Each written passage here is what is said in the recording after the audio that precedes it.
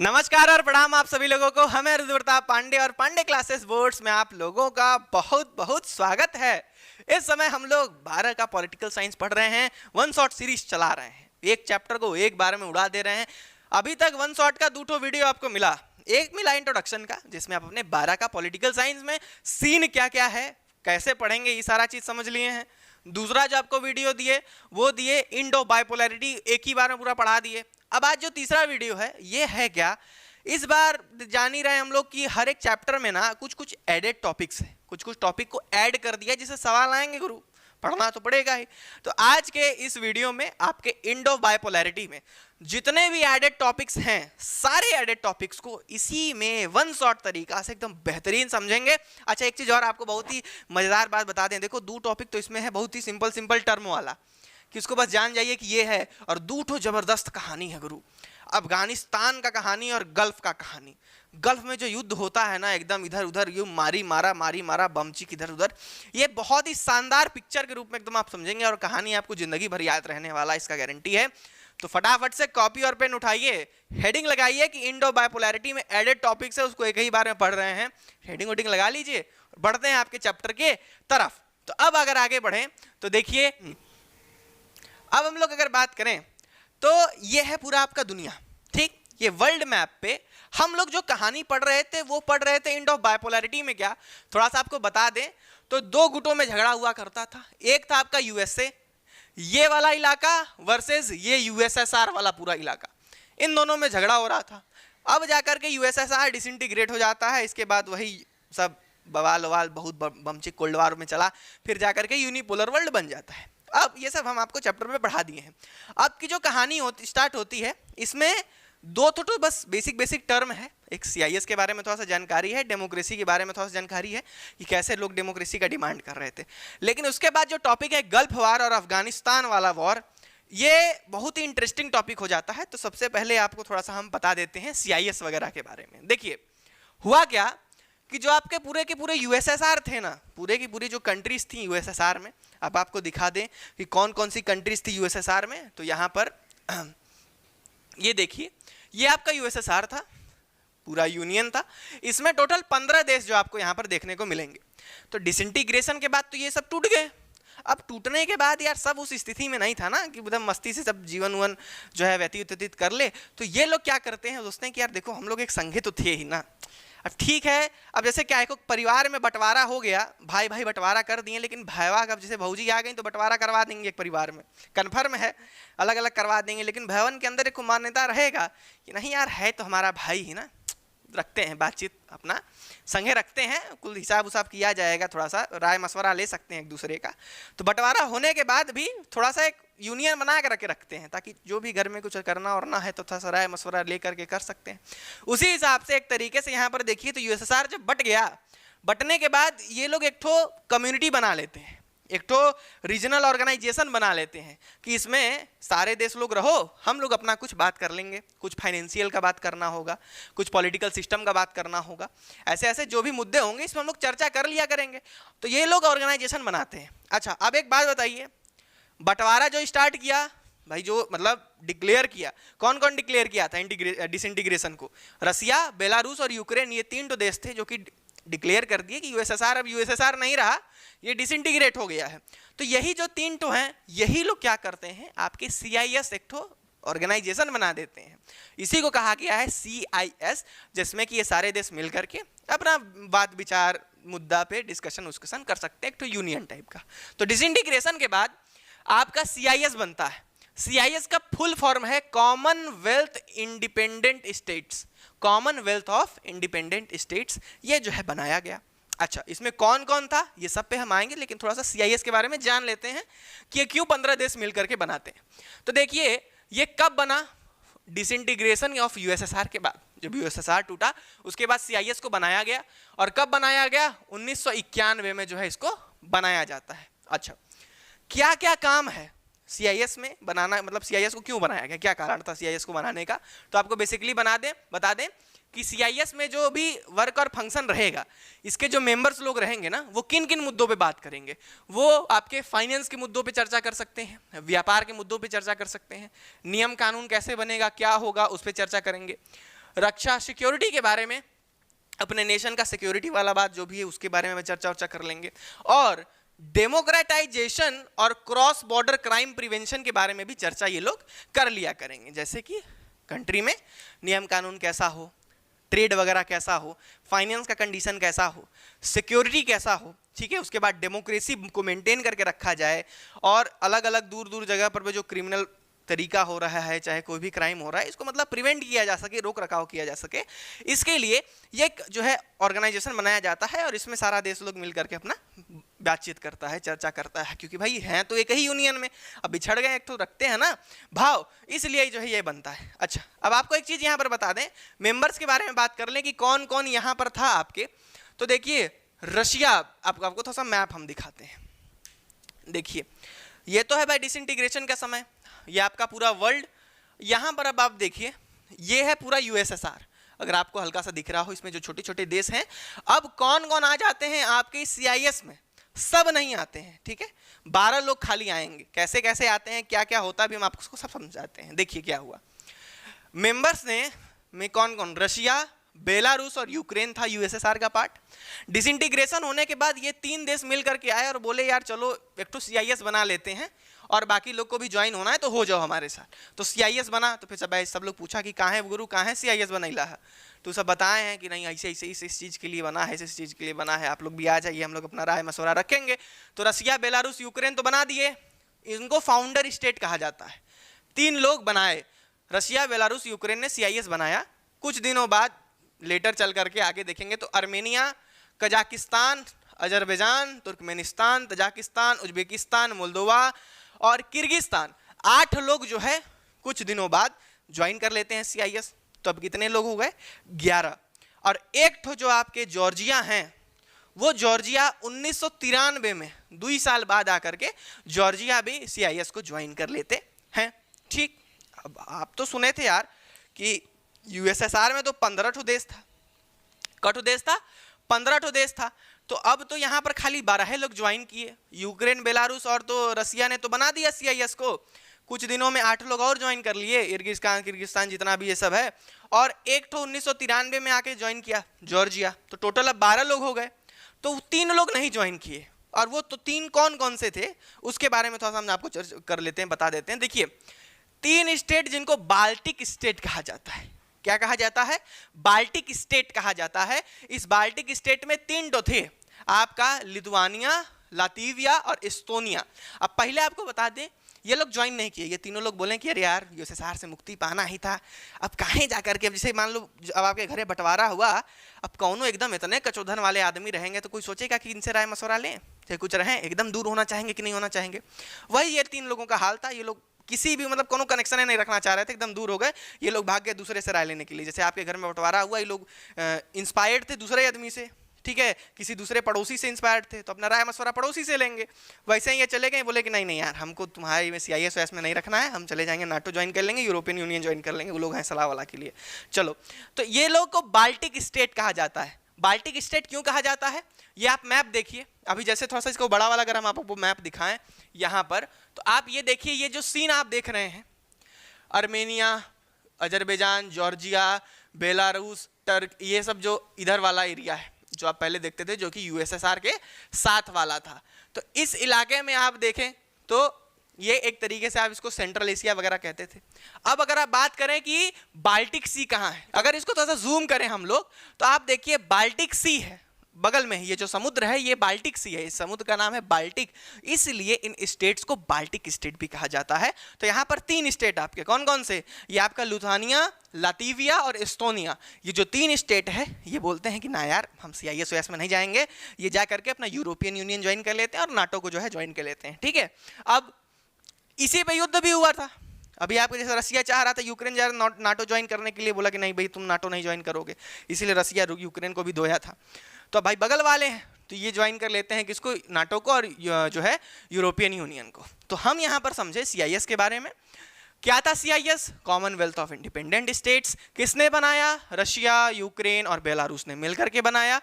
काम काम क्या था आपको काम बता दिए, finance, trade, law making, democracy, cross border crime prevention के लिए ये फलाना निकालना इनका काम था। इसके बाद पहले 3 लोग बनाते हैं इसको, बाद में 8 लोग ज्वाइन करते हैं, 1 लोग 2 साल बाद 1993 में ज्वाइन करते हैं, इनका नाम जॉर्जिया है।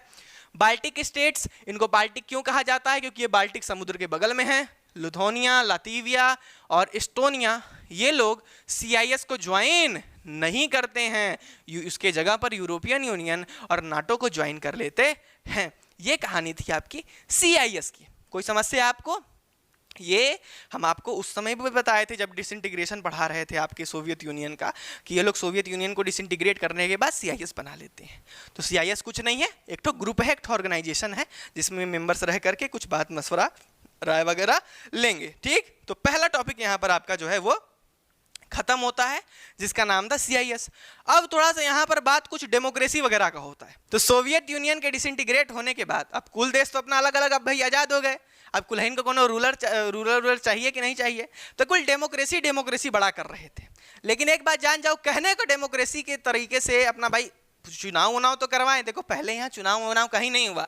आप जो पूरा सोवियत यूनियन देख रहे हैं ना, ये पूरा इलाका, इधर चुनाव नहीं हुआ, 15 देश अपना अलग अलग हो गए। तो अब तो समय आ गया है कि थोड़ा सा चुनाव वगैरह करवा लें। तो पहली बार उस डेकेड में जाकर के, उस 10 साल में जाकर के चुनाव होता है पार्लियामेंट्री तरीका से। लेकिन एक बात जान जाओ, तौने पे भी टिकता उकता नहीं है, वो बस नाम का डेमोक्रेसी होता है भाई। अलग अलग हो करके देश लोग अपना तो बोलेंगे ना कि हम डेमोक्रेसी कर लिए, लेकिन घंटा कुछ डेमोक्रेसी वाला बात नहीं होता। एक लीडर है, उसके मन पे वो 5 साल राज करेगा कि अपने आप को 20 साल राज करेगा, यही सीन चल रहा था। इसीलिए लोग अब घबराएंगे, बोलेंगे कि नहीं, हमको प्योर फॉर्म में दो डेमोक्रेसी। समझ रहे हैं? तो सोवियत यूनियन के डिसइंटीग्रेट होने के बाद जो अपना देश अपने मन पे हो गए, ये लोग बोले कि बस खाली नाम का डेमोक्रेसी फॉलो करते हैं, काम का डेमोक्रेसी नहीं। तो पब्लिक इनको मतलब समझाती है। कैसे समझाएगी? रेवोल्यूशन करके समझाएगी कि डेमोक्रेसी लाओ, हमारे देश को डेमोक्रेटाइज करो, डेमोक्रेसी लाओ हमारे यहाँ, अपना मनमानी मत करो। इसी के बारे में हमारा अगला टॉपिक है, वो क्या है? Democratic politics and democratisation, CIS।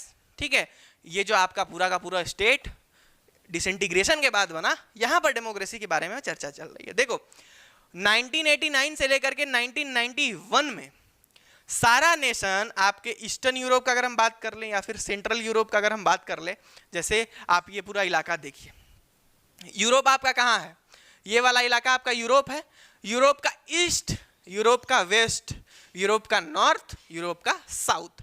तो यहाँ पर बात कर रहे हैं, देखिए आप कभी कंफ्यूज मत होइएगा डायरेक्शन और एक्शन को लेकर के। अगर यूरोप बोल रहा है तो यूरोप तो आपका ये इलाका हो गया, और यूरोप के ईस्ट वाले साइड में, ठीक है, तो आपका जो बात हो गया कि ईस्टर्न यूरोप के कुछ कंट्रीज, यानी कि यूरोप के जो ईस्ट वाली कुछ कंट्रीज हैं और यूरोप के जो कुछ सेंट्रल वाली जो कुछ कंट्रीज हैं, वहां पर क्या सिस्टम था कि अब इलेक्शन वगैरह होने वाले हैं। क्या होगा? इलेक्शन वगैरह होगा इस पहले डिकेड में जो है। और कब हो रहा है? 1989 से लेकर के 1991 के बीच में, क्योंकि भाई अब अंदाजा लग गया कि अब यार तो डिसइंटीग्रेट हो जाएगा, हमको अपना सरकार खुद से चलाना होगा, तो चलो इलेक्शन वगैरह करवाते हैं भाई। अब तो लीडर उडर तो हम लोग को चाहिए ही चाहिए। तो ये लोग पहली बार इलेक्शन करवाते हैं अपने यहाँ। अच्छा, अब क्या होता है कि जो इलेक्शन होते हैं वो कहने को बस डेमोक्रेटिक है, ठीक है, नाम के बस डेमोक्रेसी से हैं, टोटली डेमोक्रेटिक नहीं होते हैं। यहाँ का अपना लीडर है, जीत गया मनमानी करके या फिर कैसा हूँ करके, अपने मन ही से अपना रूल चला रहा है, बोला कि अब 20 साल न राज करेंगे, हम 10 साल न राज करेंगे, अपने मन से नियम बना करके जो है ये सब अपना राज करने का जो है समय बढ़ा लिया करते थे। तो अब इसको सही करने के लिए वहाँ की पब्लिक चाहे कि यार हमारे यहाँ डेमोक्रेसी बढ़िया से हो, ये सब अपने मनमानी राजा राजी ना, राना रानी ना बने, नाना नानी नहीं जी, राजा रानी ना बने, ठीक है। तो अब क्या होगा कि डिफरेंट रेवोल्यूशंस हुए। अब बहुत ज़्यादा भाई पब्लिक है यार, आम आदमी है, छेड़ोगे तो फिर जा करके वो आपको छेड़ेगा। तो आम आदमी जो है आपकी उब गई, अब जाके रेवोल्यूशन करेगी। बमचिक रेवोल्यूशन होता है, अलग अलग इलाका में अलग अलग रेवोल्यूशन। जितना डिसइंटीग्रेशन के बाद कंट्री बनी ना 12 ठो, हर जगह अलग अलग रेवोल्यूशन, उसमें से कुछ 3-4 ठो रेवोल्यूशन हम आपको बताते हैं जो कि आपकी किताब ने आपको बताया है।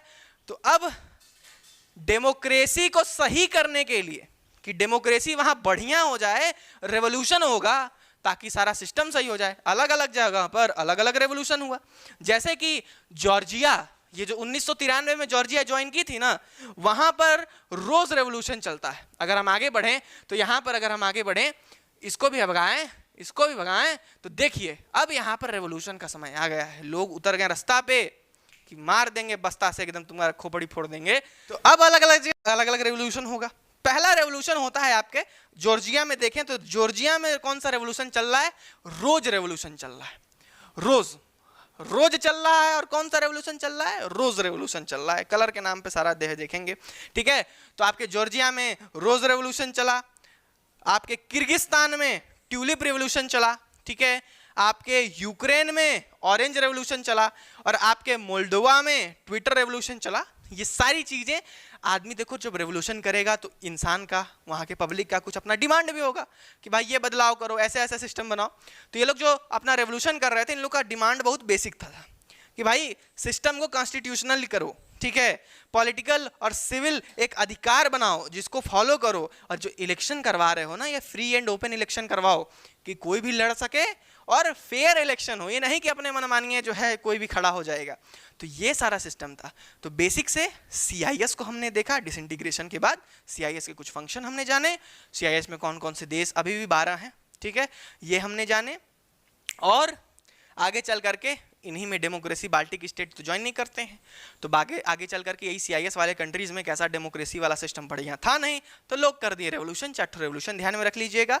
इसके बाद इन लोगों का डिमांड क्या था? कॉन्स्टिट्यूशनल नॉर्म्स का, पॉलिटिकल और सिविल राइट का, और इसके बाद आपका जो है फ्री एंड फेयर और जो है इलेक्शन, ओपन इलेक्शन का, इन लोग का इनका डिमांड था, ठीक है। तो ये सारे रेवोल्यूशंस हो रहे थे। बमचिक युद्ध जो है अपना अलग अलग जगह देखने को मिलता है। अब यहां से तो 2 टॉपिक जानकारी वाला खत्म होता है, और अब यहां से हम बढ़ते हैं बहुत ही इंटरेस्टिंग एक तरीके से कहानी, वो है गल्फ वार की।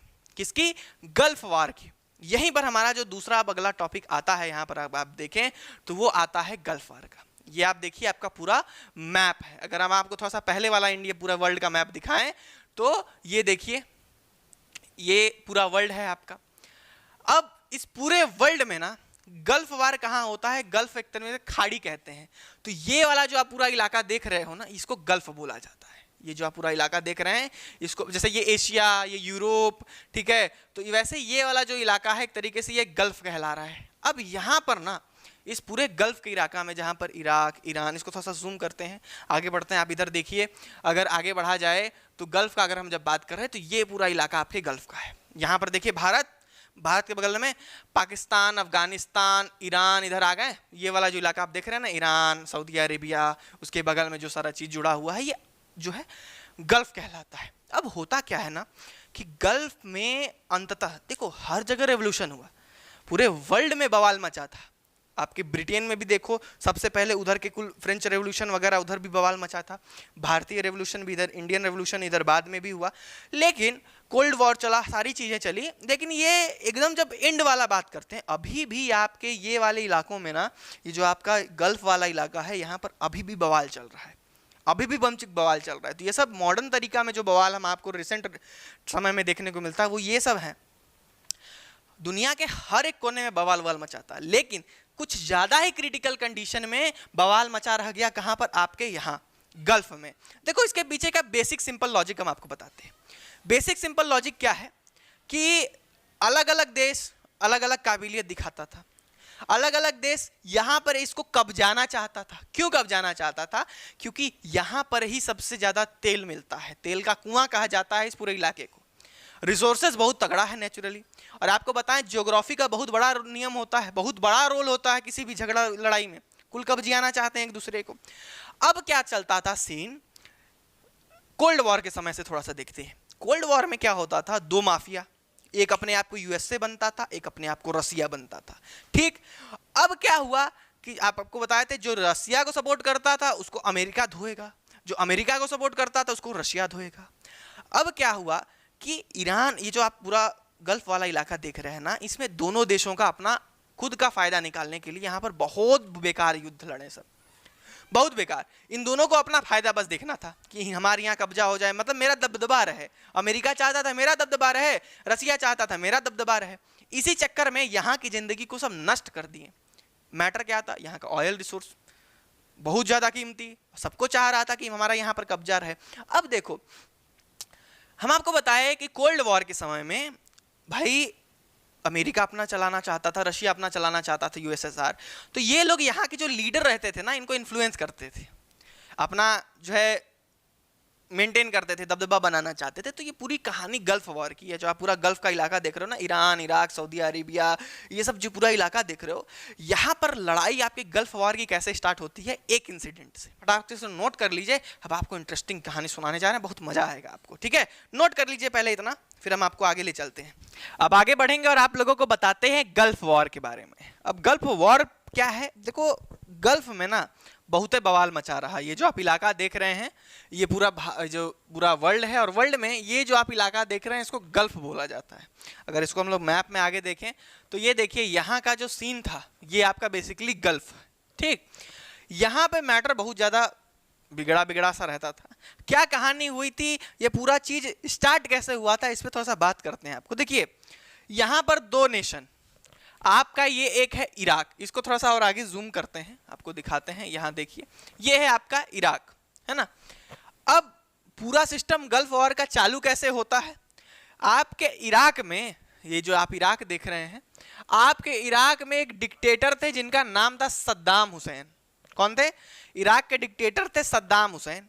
अच्छा, इनका क्या मानना था? ये चाह रहे थे कि ई भाई साहब कुवैत को कब्जिया लें। ये बगल में आप जो देख रहे हैं ना, ये कुवैत है। ये चाह रहे थे कि कुवैत को ये कब्जिया लें। तो अब ये कब्जियाने के लिए क्या करते हैं, एकदम धड़धड़ा के अपना सेना वना लेके पहुंच जाते हैं कि अब इस करेंगे कब्जा कुवैत पे।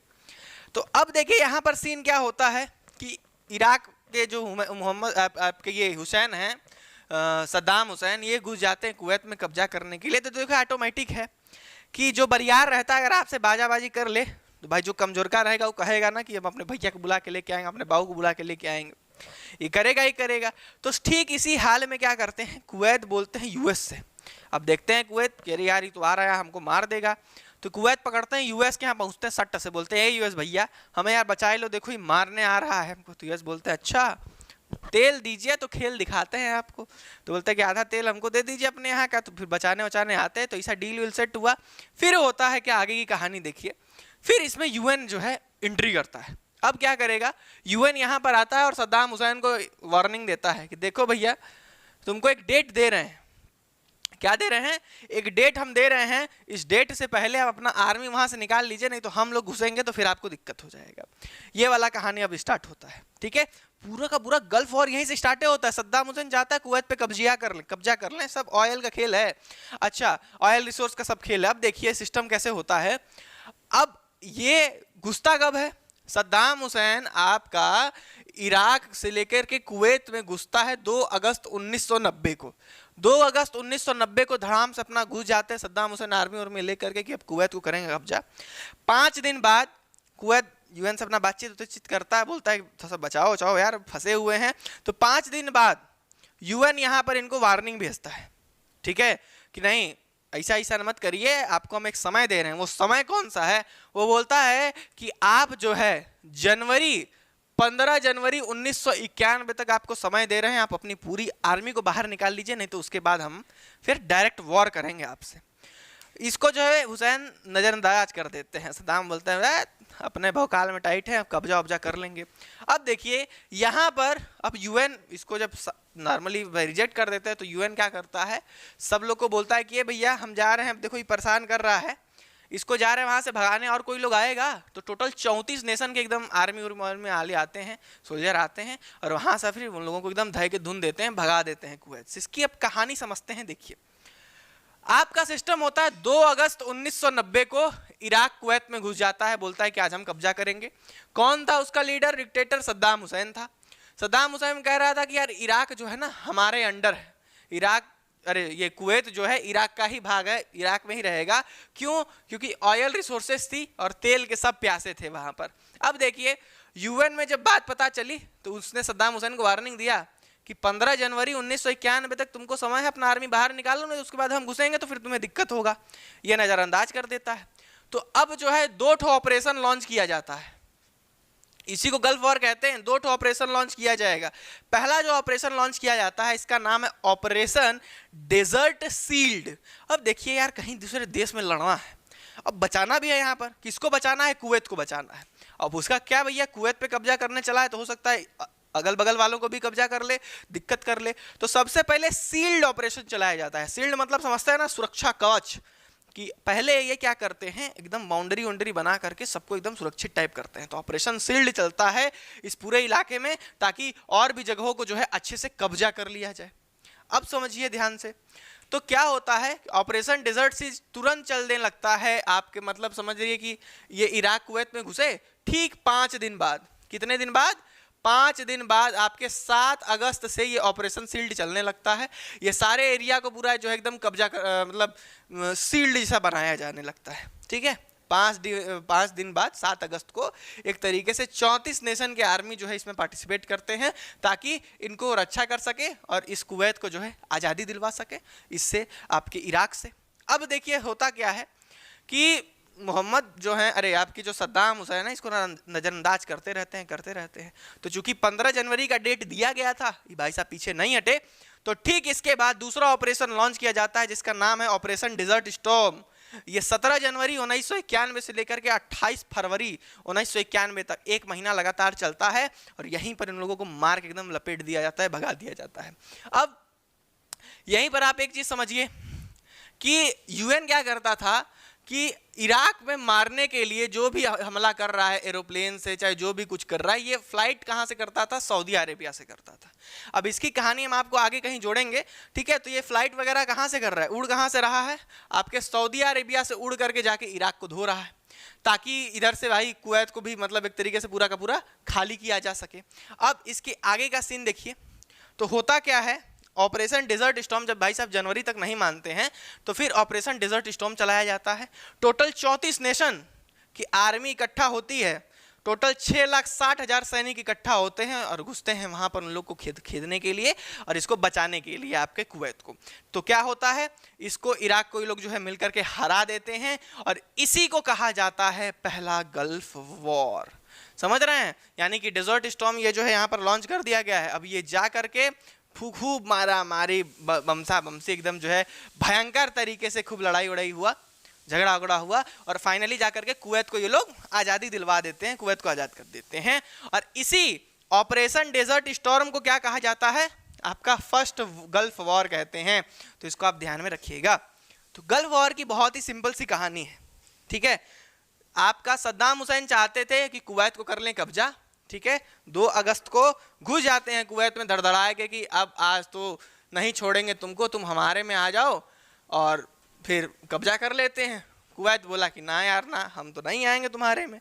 यूएन को बोला, यूएन ने भेजा नोटिस, वार्निंग दिया, नहीं माने। 15 जनवरी तक पहला ऑपरेशन में सबको सुरक्षित करके सील्ड कवच वच बना करके एकदम सिक्योर कर दिया कि ये और अपना कदम दूसरे जगह बढ़ा नहीं पाए। और फिर 17 जनवरी 1991 में डेजर्ट स्टॉर्म को लॉन्च करते हैं सब, और धड़ धड़ घुस के एकदम धो देते हैं, धनिया एकदम बोई देते हैं, एकदम भयंकर तरीके से भगा देते हैं सब लोगों को। अब देखो इसमें 2 चीज है, इराक तो हार गया भाई, कब्जा वब्जा सब खत्म, मरमुरा गए सब लोग।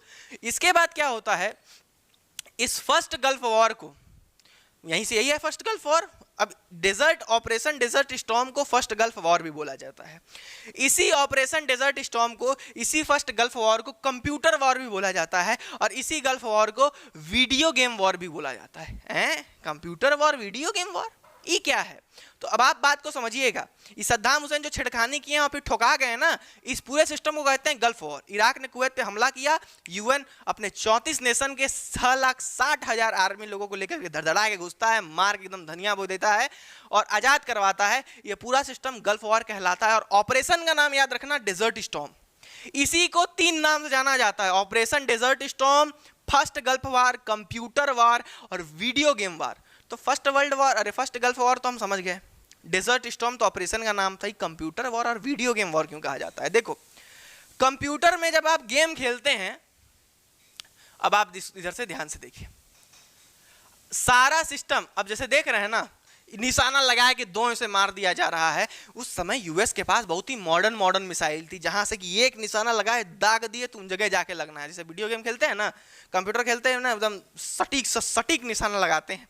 इसके पहले पूरी दुनिया ऐसा कुछ देखी नहीं थी, इतना भयंकर खतरनाक तरीके से उड़ के मार रहे हैं, सब एकदम उड़ा दे रहे हैं पूरा भयंकर तरीके से। ये वाला यूएन का शक्ति प्रदर्शन था, यूएस का एकदम एक तरीके से शक्ति प्रदर्शन आप कह सकते हैं। पूरी दुनिया देख ली कि अरे बाप रे बाप, इन लोगों से पंगा लेने का क्या नतीजा है। ये वही समय चल रहा है यूनिपोलर वर्ल्ड का, रसिया बर्बाद हो गया, यूएसएसआर टूट गया एक तरीके से, ठीक है। मॉडर्न वेपन एकदम इतना सटीक देख रहे हैं ना, एकदम निशाना लगा लगा के मार रहे थे, सब उड़ा दे रहे थे एकदम भयंकर तरीके से। तो यही सिस्टम, इसीलिए चूंकि कंप्यूटर वॉर इसलिए इसको कहा जाता है कि यूएस के पास बहुत ही स्मार्ट बॉम्ब था, ऐसा जगह लगा के निशाना दागता था कि एकदम उड़े जाते थे एकदम चौचक तरीके से, और ये सब पहले कभी लोग देखे नहीं थे। तो जो ऑब्जर्वर थे, जो इसको देखने वाले लोग थे ना, अब आप ही के यहाँ कैसा वीडियो गेमों में फ्री फायर पबजी में एकदम दाएं दाएं के उड़ा देते हैं निशाना लगा करके, तो जो लोग देखे हैं इसको एकदम बोलते हैं कंप्यूटर गेम की तरह एकदम मारा है, तो इसलिए इसको कंप्यूटर वॉर बोला गया। एकदम सेट करके निशाना लगा के मारते थे, सब उड़ जाता था। तो लोग जो देखे इसको बोलते कि अरे यार ये तो एकदम कंप्यूटर वॉर है। अब वीडियो गेम वॉर क्यों कहा गया? क्योंकि इस समय तक मीडिया एकदम ठीक ठाक थी, तो मीडिया क्या की कवरेज करती थी, मिसाइल दाग रहे हैं तो वीडियो लगा रहे हैं कि कहाँ दाग रहे हैं, कैसे उड़ेगा, कहाँ घुसेगा, ये सब चीज बताया गया आपके मीडिया के द्वारा। बहुत तगड़ा काम, एकदम रणभूमि में जो है कूद करके लोग रिपोर्टिंग किया, घर में बैठ करके आदमी देख रहा है कि अरे देखो मिसाइल गया, दो ऐसा उड़ गया उधर। ये सारा चीज जो है लाइव रिपोर्टिंग किया जा रहा था, लोग अपने घरों में बैठ करके देख रहे थे, और ये सब शक्ति प्रदर्शन था एक तरीके से यूएस का। सब लोग देख लिया कि कितना ताकत है, कितना वेपन है, क्या क्या है, और इसीलिए पूरा टेलीविजन कवरेज पूरा लाइव था। इराक का तबाही पूरा दुनिया अपने आंख से देख रहा था, ठीक है। पूरा इराक का डिस्ट्रक्शन दुनिया अपने आंखों से टीवी पे लाइव बैठ करके देख रहा था, इसीलिए इसको वीडियो गेम वार बोला जाता है।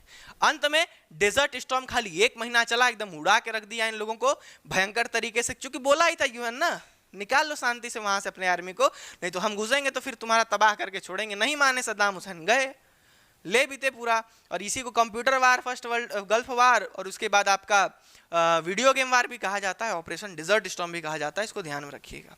अब ये फाइनली ये जो है कब खत्म होता है? 28 फरवरी 1991 को खत्म होता है।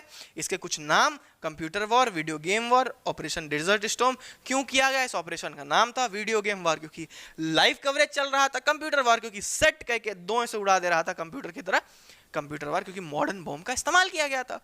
फर्स्ट गल्फ वॉर तो हम इसे जानते हैं, ये था पहला गल्फ वॉर।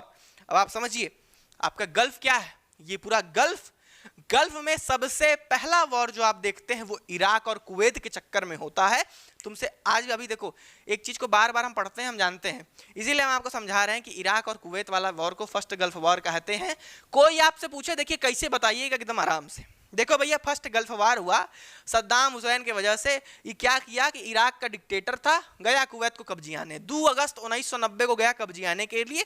कुवैत बोला हे यूएन भैया हमको बचाइए, यूएस भैया हमको मारने आ रहा है। तो यूएस बोला हमको कहा दोगे? तो बोला आप तेलवा ले लीजिएगा हमारा। तो बोले ठीक है तेल दे देना।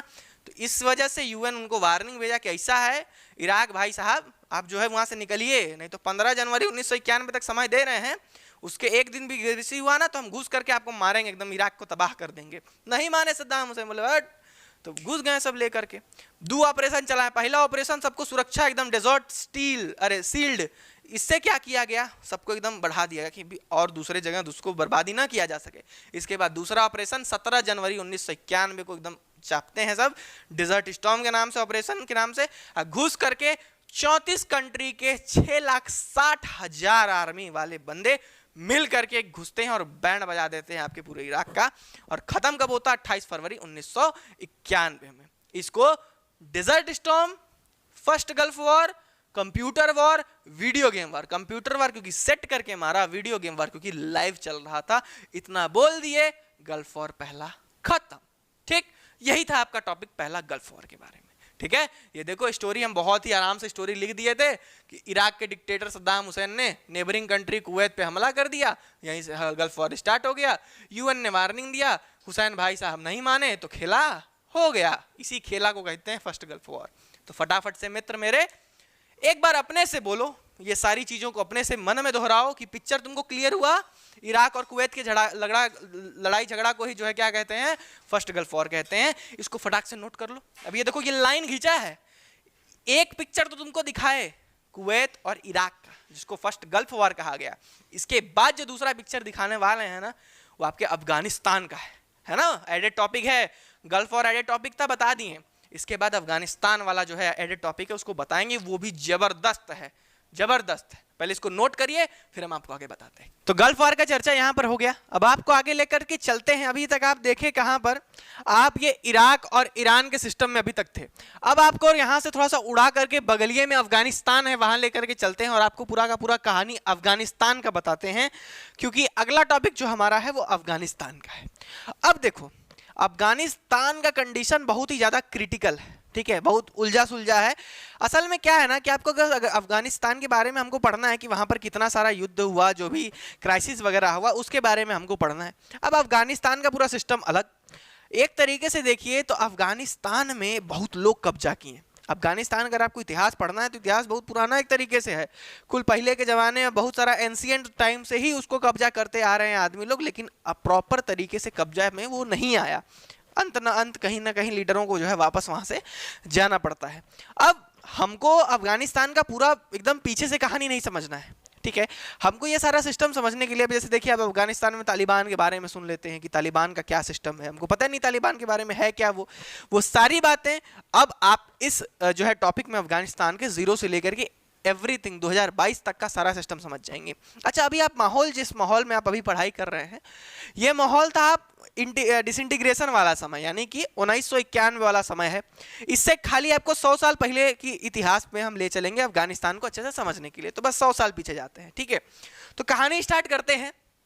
देखिए, अफगानिस्तान, और अगर हम अभी 100 साल पहले चले जाएं तो उस समय क्या था, भारत जो है किसके गुलाम था, इसमें आपके ब्रिटिश के अंदर हुआ करता था, ब्रिटिश का एम्पायर था आपके भारत के ऊपर। अच्छा, अब हम बस 100 साल पहले जाएं, अगर आपका ये डिसइंटीग्रेशन वाले के 100 साल पहले जाते हैं, 1850 के समय का अगर हम लोग बात करें, तो उस समय कुछ कंडीशन इस प्रकार से था। ये भारत में, पाकिस्तान भी भारत में आया करता था, ये पूरा भारत है, इधर चाइना और इधर रशियन एम्पायर। अब भारत के ऊपर कौन सा एम्पायर राज कर रहा था, ब्रिटिश एम्पायर, एक तरीके से अंग्रेजों का राज था। अब देखिए, अब आप अगर ये भारत का पूरा इलाका देखें और इधर रशिया का पूरा इलाका देखें, तो भारत और रशिया के बीच में ये जो छोटा सा आप जगह देख रहे हैं, यही है आपका अफगानिस्तान, ठीक है। ये क्या है आपका अफगानिस्तान। अब इन दोनों के बीच में, अब अंग्रेज सोचता था कि अगर रशिया इसके ऊपर कब्जा कर लेगा तो हमको दिक्कत है, रसिया सोचता था कि अंग्रेज इसके ऊपर कब्जा कर लेगा तो हमको दिक्कत है।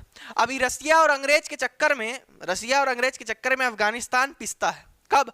1800 सदी के लास्ट में। आप अगर इस समय आप जो आप देख रहे हैं, इस समय 1850 के बाद वाला जो पीरियड है, इस समय क्या होता है, अब अंग्रेज देख रहा है, अंग्रेज भाई यहाँ पर भारत में राज कर रहा था। अब चूंकि रशियन एम्पायर उधर, ब्रिटिश एम्पायर इधर, इसके बीच का जो एक कनेक्शन पॉइंट था वो था अफगानिस्तान, बहुत इंपॉर्टेंट हो जाता है। आप सोचता है कि अगर वो कब्जा कर लेगा तो हमको समस्या होगा, ये कब्जा कर लेगा तो उसको समस्या होगा। तो ये हड़बड़ी में बहुत अंग्रेज चाहता था कि अफगानिस्तान को हम अंडर में अपने ले लें, तो ये बहुत कोशिश करता है। पहला कोशिश नाकाम, फिर कोशिश करता है, फिर नाकाम, लेकिन अंत में जाकर के जो है, इसके पास मॉडर्न वेपन ओपन हथियार था, तो ये अंत में जाकर के अफगानिस्तान पे कब्जा कर लेता है। तो अब जो है अफगानिस्तान भी किसके अंडर में आ गया, ब्रिटिश के अंडर में आ गया। देखो, अफगानिस्तान में बहुत सारा राजा लोग भी शासन किया है, हम लोग राजा लोगों के बारे में नहीं बात करेंगे, हम लोग खाली ब्रिटिश के शासन से ही स्टार्ट करेंगे और अभी तक पूरा समझ जाएंगे, आपको एक आइडिया लग जाएगा। तो अभी अफगानिस्तान पे कौन शासन करने लगा, ब्रिटिश शासन करने लगा, ठीक है। तो अफगानिस्तान वाले भी इनसे लड़ते हैं, खूब लड़ाई होता है। इसको आप बोलेंगे कि जो है अफगानिस्तान और अंग्रेजों में काफ़ी ज़्यादा लड़ाई होता है, ये लोग खूब लड़ाई वगैरह करते हैं।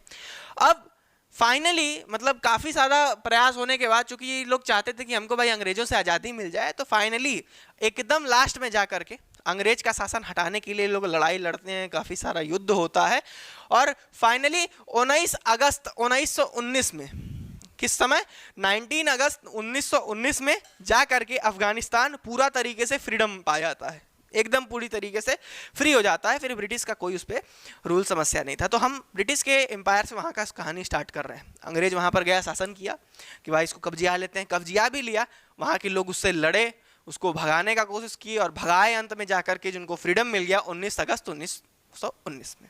अच्छा, जब अंग्रेज वहाँ पर शासन करता था ना, तो वो भारत को और अफगानिस्तान को एक डूरंड लाइन खींच करके अलग कर दिया था। एक मतलब कि एक चिन्हित किया था कि नहीं भाई, यही जो है डूरंड लाइन है, ये भारत का इधर इलाका है और अफगानिस्तान का उधर इलाका है, खाली चिन्हित किया था। और जब यहाँ पर अफगानिस्तान को फ्रीडम वगैरह मिल गया, आगे चल करके इस डूरंड लाइन को ही एक बॉर्डर लाइन मान लिया जाता है, और अफगानिस्तान को डूरंड लाइन के उस पार का पूरा इलाका और भारत को अफगानिस्तान के इस पार का इलाका पूर्ण रूप से एक तरीके से मिल जाता है। तो डूरंड लाइन आपके भारत और अफगानिस्तान को बांटा करती थी, लेकिन बाद में पाकिस्तान जो है हमसे अलग हुआ, तो उसके बाद पाकिस्तान और अफगानिस्तान को आज के समय में डूरंड लाइन बांटती है। ठीक भाई, ब्रिटिश ने अफगानिस्तान को आज़ाद किया 1919 में, 19 अगस्त को। डूरंड लाइन जो है इंडिया और अफगानिस्तान को बांटा करती थी, लेकिन आज के समय में पाकिस्तान को बांटा करती है। अब चूंकि जब अफगानिस्तान अब हो गया एकदम आज़ाद, तो अब अफगानिस्तान में कौन शासन करेगा? तो वहां पर शाह रूलर्स थे। कौन था? शाह रूलर्स जो है वहां पर राज करना स्टार्ट किए। अंग्रेजों के बाद शाह रूलर्स अपना राज वगैरह करना स्टार्ट किए। काफी सारे अलग अलग रूलर्स थे, मॉडर्नाइज कर रहे थे, लेकिन जो उनके लास्ट रूलर थे ना, पूरे शाह रूलर्स के जो अंतिमवें रूलर थे, इनका नाम था मोहम्मद जहीर शाह। ये आप देख रहे हैं, ये है भाई मोहम्मद जहीर शाह। ठीक है, अब मोहम्मद जहीर शाह आपके आखिरी जो है क्या थे? राजा थे आपके कौन से? अफगानिस्तान के। क्यों? इसके बाद की कहानी पूरी एक तरीके से हमें देखनी है। अंग्रेज अपना आज़ाद करके चले गए, जो है शाह रूलर्स अपना राज कर रहे हैं। इनके जो लास्ट रूलर्स आए वो आपके थे मोहम्मद जहीर शाह। अब मोहम्मद जहीर शाह क्या करते हैं? 1973 में इटली पहुंचते हैं। इनका जो सेनापति है जिसका नाम है दाऊद खान, ये पूरा तख्ता पलट कर देता है। अब इसके अंदर बहुत पॉलिटिकल कारण है, हम उस पर एकदम घुसेंगे नहीं पॉलिटिकल कारणों में, अब बस एक ऊपर से स्टोरी आप अच्छे से समझिए। तो ये जो लास्ट रूलर हैं, यही अंतिमवें रूलर रहते हैं, क्योंकि इनके बाद, क्यों लास्ट रूलर है इसको भी समझिए, क्योंकि इनके बाद ये जब इटली पहुंचते हैं 1973 में, तो इनका जो सेनापति रहता है दाऊद खान, ये क्या करता है? एकदम तख्ता पलट कर देता है, एकदम बदल देता है कि भाई वो तो इटली गए हैं, जो करेंगे बाद में करेंगे ना, हम पूरा बदल देते हैं यहाँ पर, और अपना राज स्थापित कर लेता है। लेकिन ये अपने आप को राजा घोषित नहीं करता है। अगर राजा घोषित करता तो मोहम्मद जहीर शाह जो हैं वो लास्ट राजा नहीं होते, ये अपने आप को प्रेसिडेंट घोषित कर देता है। तब अफगानिस्तान एम्पायर और राज जो है किंगडम होने के बाद अब क्या बन गया? एक तो कंट्री बन गया प्रॉपर तरीके से, क्योंकि ये अपने आप को, जो दाऊद खान है, अपने आप को वहाँ का प्राइम मिनिस्टर घोषित कर देता है, अपना कॉन्स्टिट्यूशन वगैरह बनाता है। तो इसीलिए आपके जो मोहम्मद जहीर शाह हैं, ये लास्ट प्रेसिडेंट होते हैं, अरे सॉरी, लास्ट राजा होते हैं अफगानिस्तान के। इनको दाऊद खान तख्ता पलट कर देता है। अब आगे अगर हम लोग समझें तो दाऊद खान तख्ता पलट करने के बाद अपने आप को क्या किया? प्रेसिडेंट घोषित कर दिया, प्राइम मिनिस्टर घोषित कर दिया। अब यही सब कुछ किया। अब जाकर के थोड़ा सा लोग भी देखे कि चलो यार, राजा वगैरह का शासन हटा, अब थोड़ा सा हम लोग भी रिपब्लिक वगैरह हो गए, प्रेसिडेंट हमारे यहाँ हो गया, अब संविधान लिखा जाएगा। लेकिन जो दाऊद खान है, ये है दाऊद खान, वो जहीर शाह हैं जो लास्ट थे, अब ये दाऊद खान बन गया। तो अब दाऊद खान क्या करता है? 1977 में जाकर के ऐसा संविधान बनाता है, ऐसा कॉन्स्टिट्यूशन लिखता है, जिससे कि खाली एक ही तो पार्टी रहेगी, यही प्रेसिडेंट रहेगा, यही प्राइम मिनिस्टर रहेगा, यही सब कुछ रहेगा, फॉरेन मिनिस्टर से लेकर के सारा मिनिस्ट्री इसी के पॉकेट में रहेगा, खाली यही मिनिस्टर रहेगा और कोई जो है नहीं बन पाएगा। तो लोग भी इससे परेशान थे, लोग नहीं चाह रहे थे कि भैया एकदम उपजिया ने दिया है, तो लोग भी इसको हटाने के लिए, लोग इसके रूल को अच्छा पसंद नहीं करते थे, तो लोग इसको हटाने के लिए इसके खिलाफ भी एक रेवोल्यूशन छेड़ देते हैं, इसका भी तख्ता पलट करने लगते हैं, बोले कि नया दाऊद खान तुम अच्छे नहीं हो यार, तुम हटो। तो इसके खिलाफ जो रेवोल्यूशन किया गया उसको सौर रेवोल्यूशन कहते हैं। क्या कहते हैं? सौर रेवोल्यूशन कहते हैं। तो सौर रेवोल्यूशन को किया गया। अच्छा, सौर रेवोल्यूशन को करने के बाद 1978 में ई का सिस्टम खत्म होता है, जो है इनको मार मुर करके अपना हटाया जाता है। और सौर रेवोल्यूशन करने के बाद, सौर रेवोल्यूशन करवा कौन रहा था? दाऊद खान अपना जो कब्जा बैठाए हुए था एकदम अफगानिस्तान पे चौचक तरीके से, उसमें लोगों को, भाई लोग नहीं पसंद किए उनके रूल को, बोले कि हटो, सौर रेवोल्यूशन करवाया गया। और जो सौर रेवोल्यूशन करवाया जा रहा था उसमें एक लीडर थे जिनका नाम है नूर मोहम्मद तारिकी। ठीक है, अब दाऊद खान चले गए, दाऊद खान का किस्सा खत्म, अब नूर मोहम्मद तारिकी आ गए, दाऊद खान असैसिनेटेड हो गए, खत्म हो गए। अब सौर रेवोल्यूशन में तो उन लोगों को मार मुर दिया गया। अब जो लीडर थे इस रेवोल्यूशन को करवाने में, वो थे नूर मोहम्मद तारिकी। तो अब नूर मोहम्मद तारिकी को प्रेसिडेंट बना दिया जाता है अफगानिस्तान का, समझ रहे हैं? तो अब जाकर के 1978 में नूर मोहम्मद तारिकी आपके कहाँ के प्रेसिडेंट बनते हैं? अफगानिस्तान के। अब देखो, यही वो समय है, अब भाई नूर मोहम्मद तारिकी तो बन गए, अब यही वो समय है कि कोल्ड वार वाला सिस्टम आपको देखने को मिलेगा। यूएसए और यूएसएसआर आपस में एकदम चौचक तरीके से भिड़े हुए थे। अब ये एक टर्निंग पॉइंट लेता है अफगानिस्तान के खेल में, समझना बात को। अब जब दाऊद खान को मरने के बाद नूर मोहम्मद तारिकी प्रेसिडेंट बनते हैं, तो ये काफ़ी ज़्यादा मॉडर्नाइजेशन करते हैं। देखो, उसी समय पूरे वर्ल्ड में हाल क्या था, पूरे दुनिया में हाल क्या था, ये जो समय आप देख रहे हैं ना 1978 वाला, यही समय में कोल्ड वॉर चल रहा था और पूरी दुनिया जो है दो ही सोच नाम में बटी हुई थी। यूएसए अपना कैपिटलिज्म सब पे थोपना चाहता था, यूएसएसआर अपना कम्युनिज्म सब पे थोपना चाहता था। पूरा का पूरा वर्ल्ड को दो भाग में बांट दिया गया था। और यही वो समय है, दाऊद खान के मरने के बाद जब नूर मोहम्मद तारिकी यहाँ का प्रेसिडेंट बनता है तो भाई इसके पास भी ऑप्शन आएगा ना कि हम यूएसए को सपोर्ट करें कि हम यूएसएसआर को सपोर्ट करें। हालांकि पहले तक ये लोग भी नॉन अलाइंग मूवमेंट का एक तरीके से था कि नहीं भाई हम इनको इंस्पायर नहीं करेंगे, हम इनसे इंस्पायर नहीं होंगे, लेकिन फिर भी मोहम्मद नूर तारिकी जो थे वो यूएसएसआर से थोड़ा सा इंस्पायर्ड थे। तो अब देखो गुरु, पहले अफगानिस्तान रशिया और ब्रिटिश के बीच में फंसा हुआ था, जैसे कि हम तुमको अभी पहले बताएं, यहां पर पहले ब्रिटिश और रशिया के बीच में फंसा हुआ था अफगानिस्तान, और अब जाकर के ये यूएसए और यूएसएसआर के बीच में फंसेगा अफगानिस्तान। क्यों फंसेगा? क्योंकि देखो नूर मोहम्मद तारिकी किससे इंस्पायर्ड थे? यूएसएसआर से। तो अब तुमको पता ही है कि जो सपोर्ट करता था यूएसएसआर को, यूएसए उससे चिढ़ता था और अपना राजनीति करता था, क्योंकि ये कोल्ड वॉर का समय चल रहा था। वो अपना बात मनवाना चाहेगा, यूएसएसआर अपना बात मनवाना चाहेगा। अब इसी में मोहम्मद नूर तारिकी काफ़ी काम भी करते हैं, काफ़ी ज़्यादा वहाँ पर आपके अफगानिस्तान में बहुत कुछ बदलाव करते हैं। देखते हैं क्या क्या करते हैं। प्रेसिडेंट तो बन गए 1978 में। अब ये अफगानिस्तान का मॉडर्नाइजेशन बहुत भयंकर तरीके से करते हैं, पूरा एकदम सिस्टम। देखो मॉडर्नाइजेशन इनके पहले के भी जो रूलर्स थे वो भी काफ़ी कर रहे थे, वो भी बोल रहे थे कि आप धर्म वगैरह के उतना चक्कर में मत पड़िए, आप थोड़ा सा मॉडर्न होइए, पढ़िए लिखिए। पहले क्या होता था कि अलग अलग रूलर्स वो लोग नहीं चाहते थे कि वुमेन पढ़ें, इनको वो राइट हो, वुमेन को वो सब राइट वगैरह हो। तो ये सब लोग मॉडर्नाइजेशन कर रहे थे, ठीक है ना, कि मतलब मॉडर्न तरीका अपनाइए। तो ये स्कूल वगैरह खोलते हैं, यूनिवर्सिटी वगैरह खोलते हैं, हॉस्पिटल वगैरह खोलते हैं, एजुकेशन पढ़ाते, एजुकेशन को बढ़ावा देते हैं। ट्रेडिशन और पुराने कल्चरों को बोलते हैं कि नहीं भाई उतना मत ध्यान दो, ठीक है। अब जैसे काफ़ी सारा इनका स्टेटमेंट भी ऐसा रहा है कि मतलब जैसे रिलीजियन को एकदम अंधा तरीके से नहीं फॉलो करके थोड़ा सा मॉडर्नाइज हो रहे थे। तो अब एक बात ध्यान दो, जब भी कोई लीडर धर्म के प्रति ऐसा वैसा करेगा तो जो धर्म के सपोर्टर लोग हैं वो गुस्साएंगे ही गुस्साएंगे। अब एक बात आप सोचिएगा कि यही कहते हैं राजनीति, कि यहाँ पर कैसे सिस्टम फॉलो हो रहा है। नूर मोहम्मद तारिकी जो था वो किससे इंस्पायर्ड था? यूएसएसआर से इंस्पायर्ड था। अब ये यूएसएसआर से इंस्पायर्ड था तो उधर अमेरिका जो है वो गुस्सा रहा था कि भाई उसको तो देख ही रहा है, कोल्ड वॉर चल रहा है, वो देख रहा है कि अरे यार देखो अफगानिस्तान अब यूएसएसआर के अंडर में आ रहा है, उसका जो लीडर है, जो प्रेसिडेंट है, वो यूएसएसआर का बात सुन रहा है। तो अब यूएसए को भी नहीं रह जा रहा है, वो सोच रहा है कि नहीं यार यहाँ गड़बड़ है। तो अब यूएसए दिमाग लगाता है। दिमाग कैसे लगाता है इस बात को सुनो। नूर मोहम्मद तारिकी जो काम कर रहे हैं ना, school, university, hospital, education, tradition, culture, tourism, ये बोलते हैं कि बुर्खा जरूरी नहीं है, जो मर्जी वो पहनो, वुमेन को एजुकेशन देते हैं, फैशन कोई सा भी तुम पहन सकते हो, ये सब चीज़ कर रहे हैं। ये धर्म के काफ़ी खिलाफ टाइप हो जा रहे थे कि मतलब धर्म को उतना सपोर्ट नहीं कर रहे थे। और अमेरिका देखता है कि अच्छा यहाँ पर है इस्लाम और नूर मोहम्मद तारिकी जो है यूएसएसआर का बंदा है, हमको हमारा बंदा बैठाना है, तो कुछ तो खेला करना होगा। तो यूएसएसआर क्या खेला करता है अफगानिस्तान के अंदर?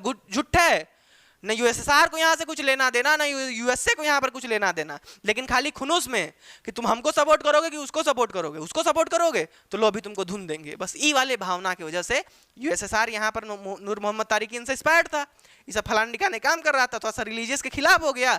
यूएसए जो है इसी चीज का फायदा उठा लिया और यूएसए क्या किया, अफगानिस्तान में एक माहौल बना दिया कि देखो जो तुम्हारा प्रेसिडेंट है वो ये कर रहा है कि तुम्हारे इस्लाम को मिटाना चाहता है, तुम्हारा इस्लाम जो है वो खतरे में है। ऐसा माहौल कौन बना देता है? अमेरिका बना देता है। अब थोड़ा सा ये कुछ काम ऐसा कर दिया। अब देखो अफगानिस्तान में जमीन वगैरह के लिए कुछ काम कर दिया कि बोला कि जमीन को बांट दो, सब में जमीन को ऐसे कर दो, वैसे कर दो, लड़कियों को पढ़ने भेजो। तो ये जो इस्लाम को मानने वाले थे वो थोड़ा सा देख रहे थे कि यार यार ये तो रिलीजियस काम कर ही नहीं रहा है, ये तो हमारे धर्म के खिलाफ हो रहा है। यूएसए बस इसी पॉइंट को पकड़ता है और वो क्या करता है, अफगानिस्तान में ये माहौल बना देता है कि इस्लाम खतरे में है। ये जो नया लीडर आया है आपका नूर मोहम्मद तारिकी, ये यूएसएसआर के चक्कर में पड़ करके आप लोगों के इस्लाम को बर्बाद कर देगा।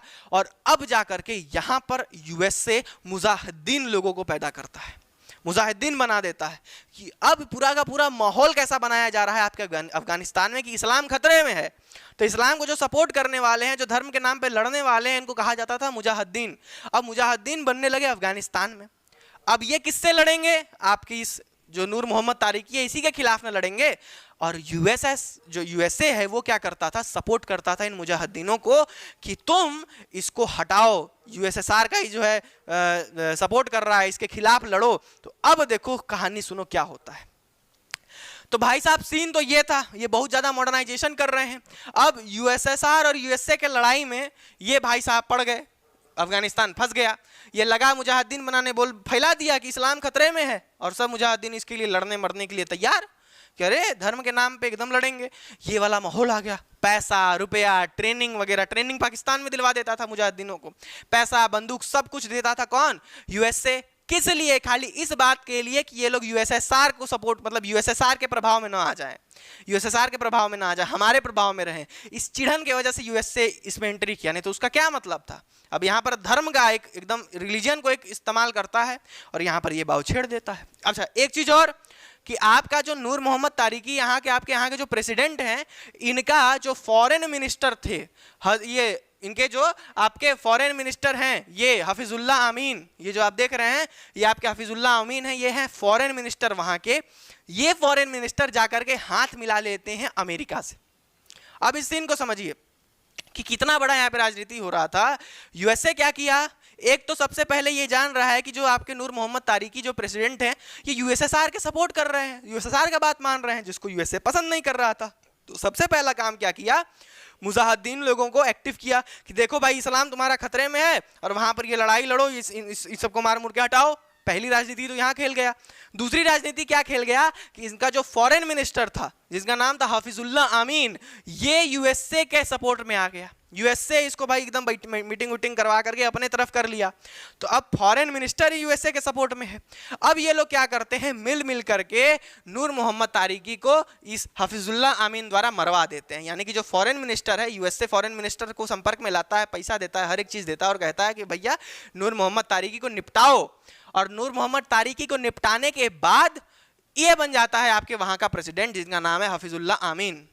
हफीजुल्लाह अमीन बन गया। तो अब बताओ किसके अंडर में सब आ गया, यूएसएसआर का सुनने वाला कौन था, मोहम्मद तारिकी। तो यूएसए चिढ़ रहा था और यूएसए क्या किया, जो हफीजुल्लाह अमीन है वहां का फॉरेन मिनिस्टर, इससे तारिकी को मरवा देता है वहां के प्रेसिडेंट को। तो यूएसएसआर वाला बंदा तो खत्म। अब अफगानिस्तान की डोर बाग किसके अंदर आ गई, यूएसए के अंदर आ गई। क्यों, क्योंकि यूएसए का ही जो बंदा है आपका ये हफीजुल्लाह अमीन, ये अब राज कर रहा है अफगानिस्तान पे। यही कहानी है। सोचो इन सबको बस एक दूसरे का देख नहीं जा रहा है कि इनसे हमारा संबंध कैसा है, बस यही कहानी के लिए दोनों जो है कूद मरे। तो अब मोहम्मद तारिकी को यह हफीजुल्लाह मार देता है अपना। मारने के बाद अब अफगानिस्तान की बागम डोर किसके अंदर हो गई, क्योंकि भाई उसी का सुनेगा ना हफीजुल्लाह अमीन, यूएसए का ही सुनेगा। तो अब अफगानिस्तान किसके अंडर आ गया, यूएसए के अंडर आ गया। और ये कौन देख रहा था, आपका यूएसएसआर। अब यूएसएसआर चुप रहेगा, नहीं चुप रहेगा। यूएसएसआर बोलेगा कि जो मुजाहिदीन हैं कुल आतंकवादी हैं, हम इतना अच्छा खासा इस देश को मॉडर्नाइज कर रहे थे, हम अच्छा खासा ये अफगानिस्तान को बना रहे थे, यूएसए अपना राजनीति छेड़ करके ही मुजाहिदीन लोग को आतंकवादी बना करके हमको बाहर फेंक दिया, ऐसा ऐसा सीन हो गया। तो अब क्या करता है, यूएसएसआर देखता है कि भाई अफगानिस्तान अब किसके अंडर आ रहा है, यूएसए के अंडर आ रहा है। क्यों, क्योंकि जो फॉरेन मिनिस्टर था हफीजुल्लाह अमीन, वो किसके अंडर आ गया, यूएसए के अंडर आ गया। अब यूएसएसआर कहता है कि बस बहुत हो गया, अब ये सीधे अफगानिस्तान में इन्वेजन कर देता है, घुस जाता है मारने मराने के लिए, एकदम धड़ाक से पूरा सेना वना लेकर के अफगानिस्तान में सीधे कूप कर देता है कि अब मार मुर करके गिराएंगे। हफीजुल्लाह अमीन को मार मुर के गिरा देता है जाकर के। और 10 साल तक यूएसएसआर वहां पर जाकर के अफगानिस्तान में लड़ाई लड़ता है। क्यों, क्योंकि हफीजुल्लाह अमीन यूएसए का बात सुनते लगा था, अफगानिस्तान यूएसए के साइड हो गया था।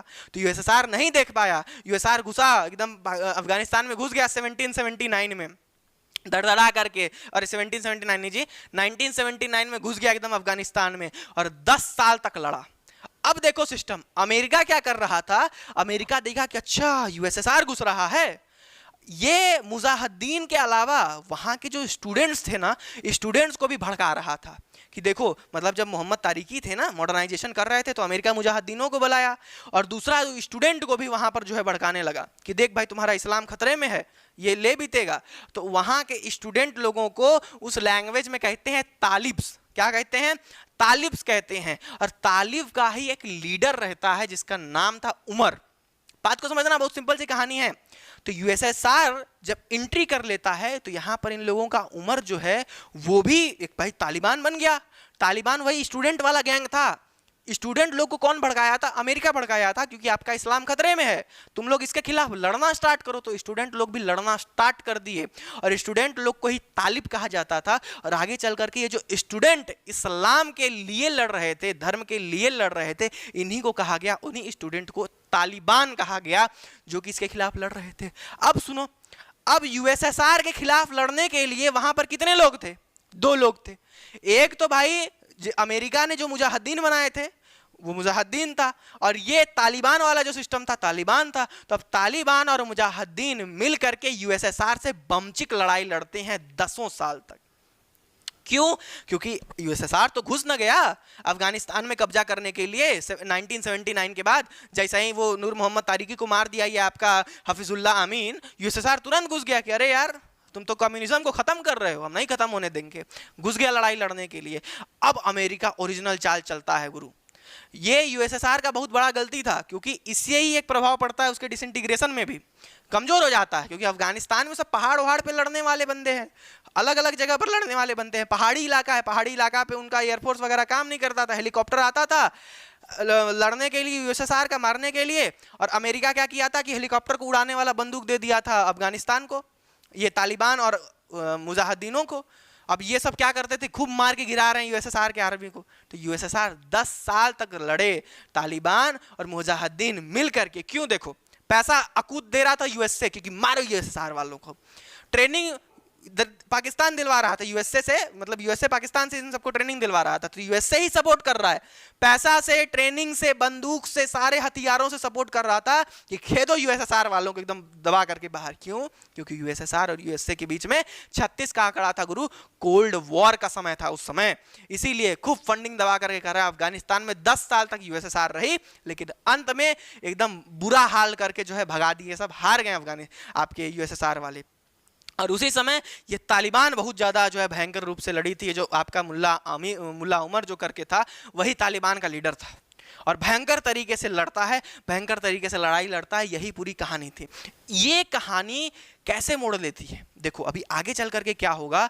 अब इसी में अभी तक तो यूएसए सपोर्ट कर रहा था अफगानिस्तान को, यूएसएसआर को भगाने के लिए, लेकिन अभी फिर एक ऐसा टर्निंग पॉइंट आता है कि अफगानिस्तान में जो तालिबान है उसकी लड़ाई हो जाती है यूएसए से। कैसे होती है उसको तुमको समझाते हैं थोड़ा सा पहले। अब इसको देख लो, मतलब जो लिखावट है उसके बेसिस से देख लो, ठीक। सौर रेवोल्यूशन को लीड कर रहे थे नूर मोहम्मद तारिकी, जो कि यूएसएसआर से प्रभावित थे।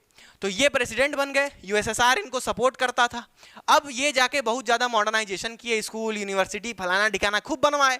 ये बहुत तरीके से मॉडर्नाइज कर रहे थे, यूएसएसआर से सपोर्ट में थे। अब यूएसएसआर के सपोर्ट में थे तो यूएसए जल रहा था देख करके। यूएसए क्या करता है, यही समय कोल्ड वॉर का था, यूएसए वर्सेस यूएसएसआर। यूएसए नहीं देख पाता है कि यूएसएसआर वहां पर काम कर रहा है, तो अब यूएसए ये नहीं चाहता था कि अफगानिस्तान यूएसएसआर के अंडर आए। तो यूएसए ये माहौल फैला देता है, रिलीजन का एक इस्तेमाल करके। अमेरिका क्या कहता है कि भैया तुम लोग का इस्लाम खतरे में है, और ये मुजाहिदीन बना देता है। मुजाहिदीन वो लोग होते हैं जो कि रिलीजन के लिए लड़ते हैं। तो अब मुजाहिदीन बनना स्टार्ट हो गए। मुजाहिदीन को फंडिंग, पैसा, ट्रेनिंग सब कुछ अमेरिका दिया करता था। अमेरिका फंडेड मुजाहिदीन और सपोर्ट करता था कि तुम इन लोगों के खिलाफ लड़ो, यूएसएसआर के खिलाफ लड़ो। आपके जो हफीजुल्लाह अमीन थे, जिसके बारे में मैं आपको बताया, आपके हफीजुल्लाह अमीन जो हैं वो वहाँ के फॉरेन मिनिस्टर थे, ये भी यूएसए वालों से मिले हुए थे।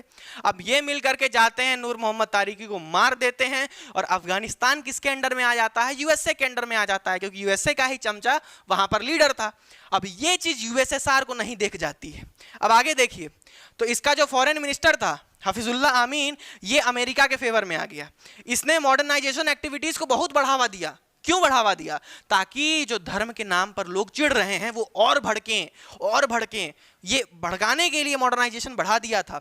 और आगे चल करके मुजाहिदीन लोगों को फंडिंग दवा के अमेरिका दे रहा था, पाकिस्तान में इन लोग का ट्रेनिंग हो रहा था। अब आगे चल करके अमेरिका मुजाहिदीन के अलावा वहाँ के स्टूडेंट्स को भी जो है लग रहा था एकदम भड़काने की, भैया देखो तुम्हारा इस्लाम खतरे में है, और स्टूडेंट्स को ही तालिब बोला जाता था।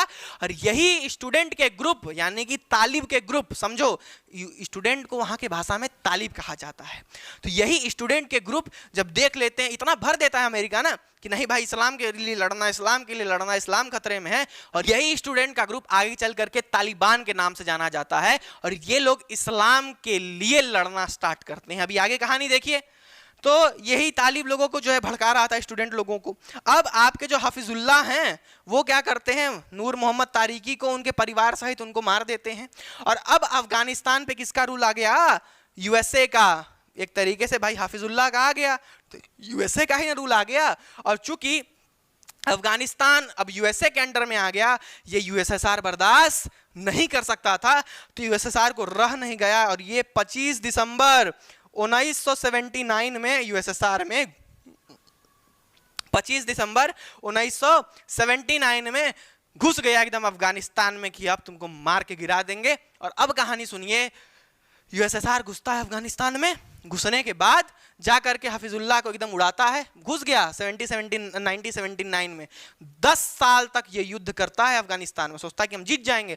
तो अब यूएसआर ये सब पूरा कहानी देखते हुए अपना धड़धड़ा के एकदम 25 दिसंबर 1979 को घुस जाता है कहाँ, अफगानिस्तान में। अफगानिस्तान में घुस करके सोचता है कि सबको हरा उड़ा देंगे। सबसे पहले जा करके है जो आपके ये है ना, क्या नाम है इनका, आपके हाफिजुल्लाह अमीन, इनको पहले उड़ाता है फड़ाक से, इनको हटाता है, इनकी गवर्नमेंट को हटाता है और इनकी लड़ाई जो है अफगानिस्तान से शुरुआत हो जाता है। 10 साल तक इसी लड़ाई को आप आगे चल करके देखेंगे सोवियत अफगान वार कहा गया है, ठीक है ना।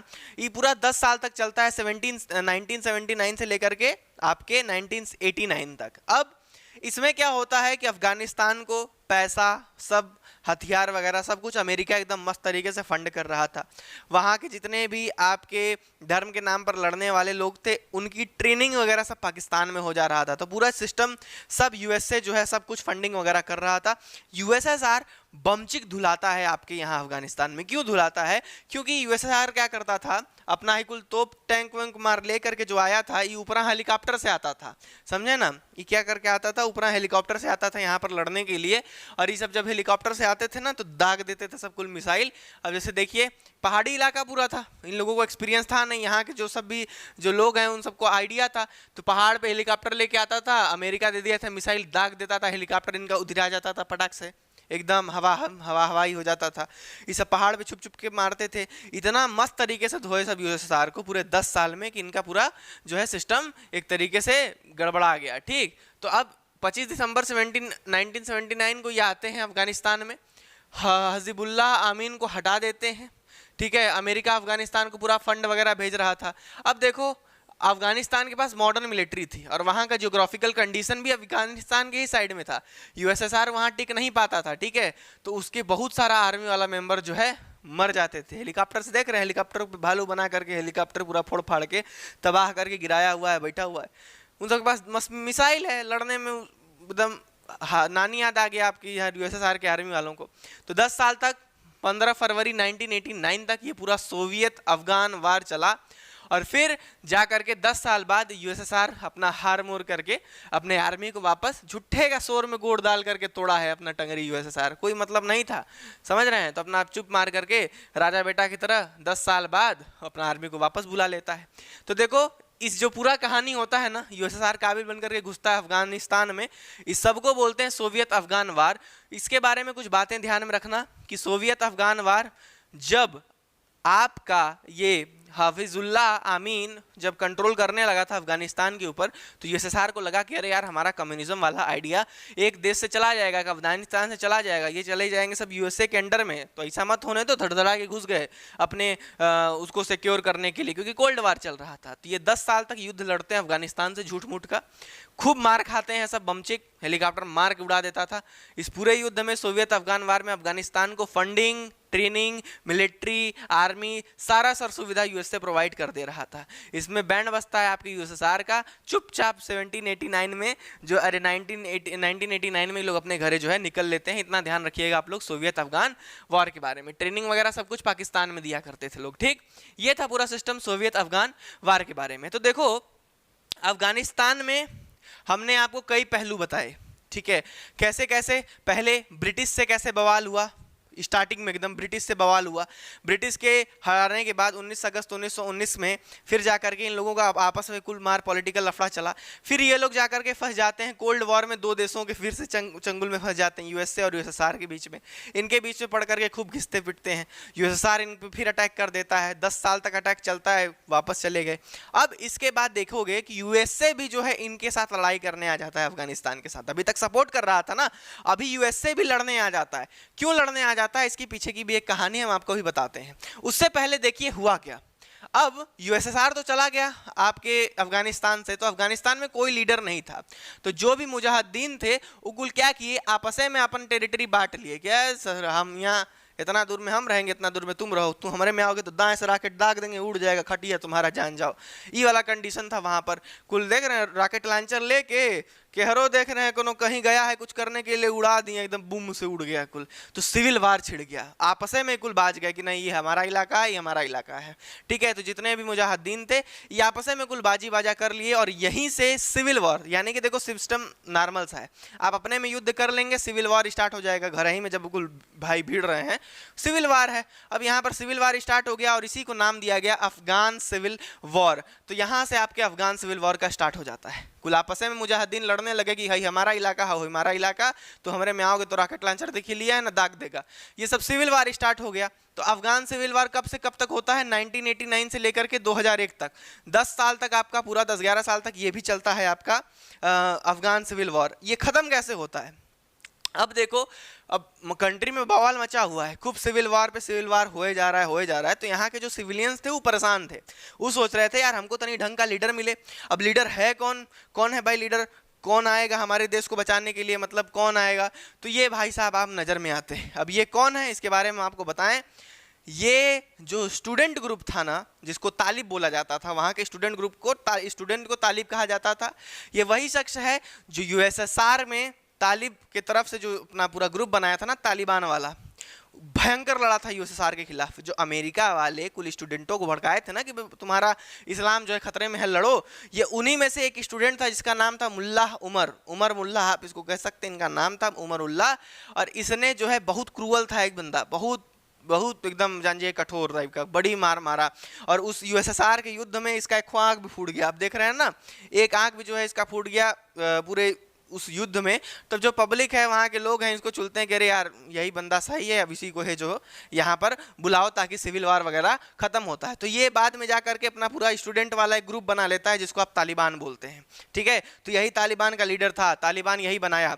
अब देखो होता क्या है कि ये जो आपका क्या नाम है, मुल्ला उमर जो है, ये तालिबान अब आती है और धड़ाधड़ पूरा का पूरा जो सिविल वार का माहौल बना हुआ है उनके खिलाफ लड़ करके सिविल वार को शांत करवाती है अफगानिस्तान के अंदर। तो समझना सिस्टम को, यूएसएसआर के जाने के बाद इकुल आपस में बाज गए कुछ मुजाहिदीन जितना थे। तो मुजाहिदीन अपना आपस में सिविल वार कंडक्ट कर लिए।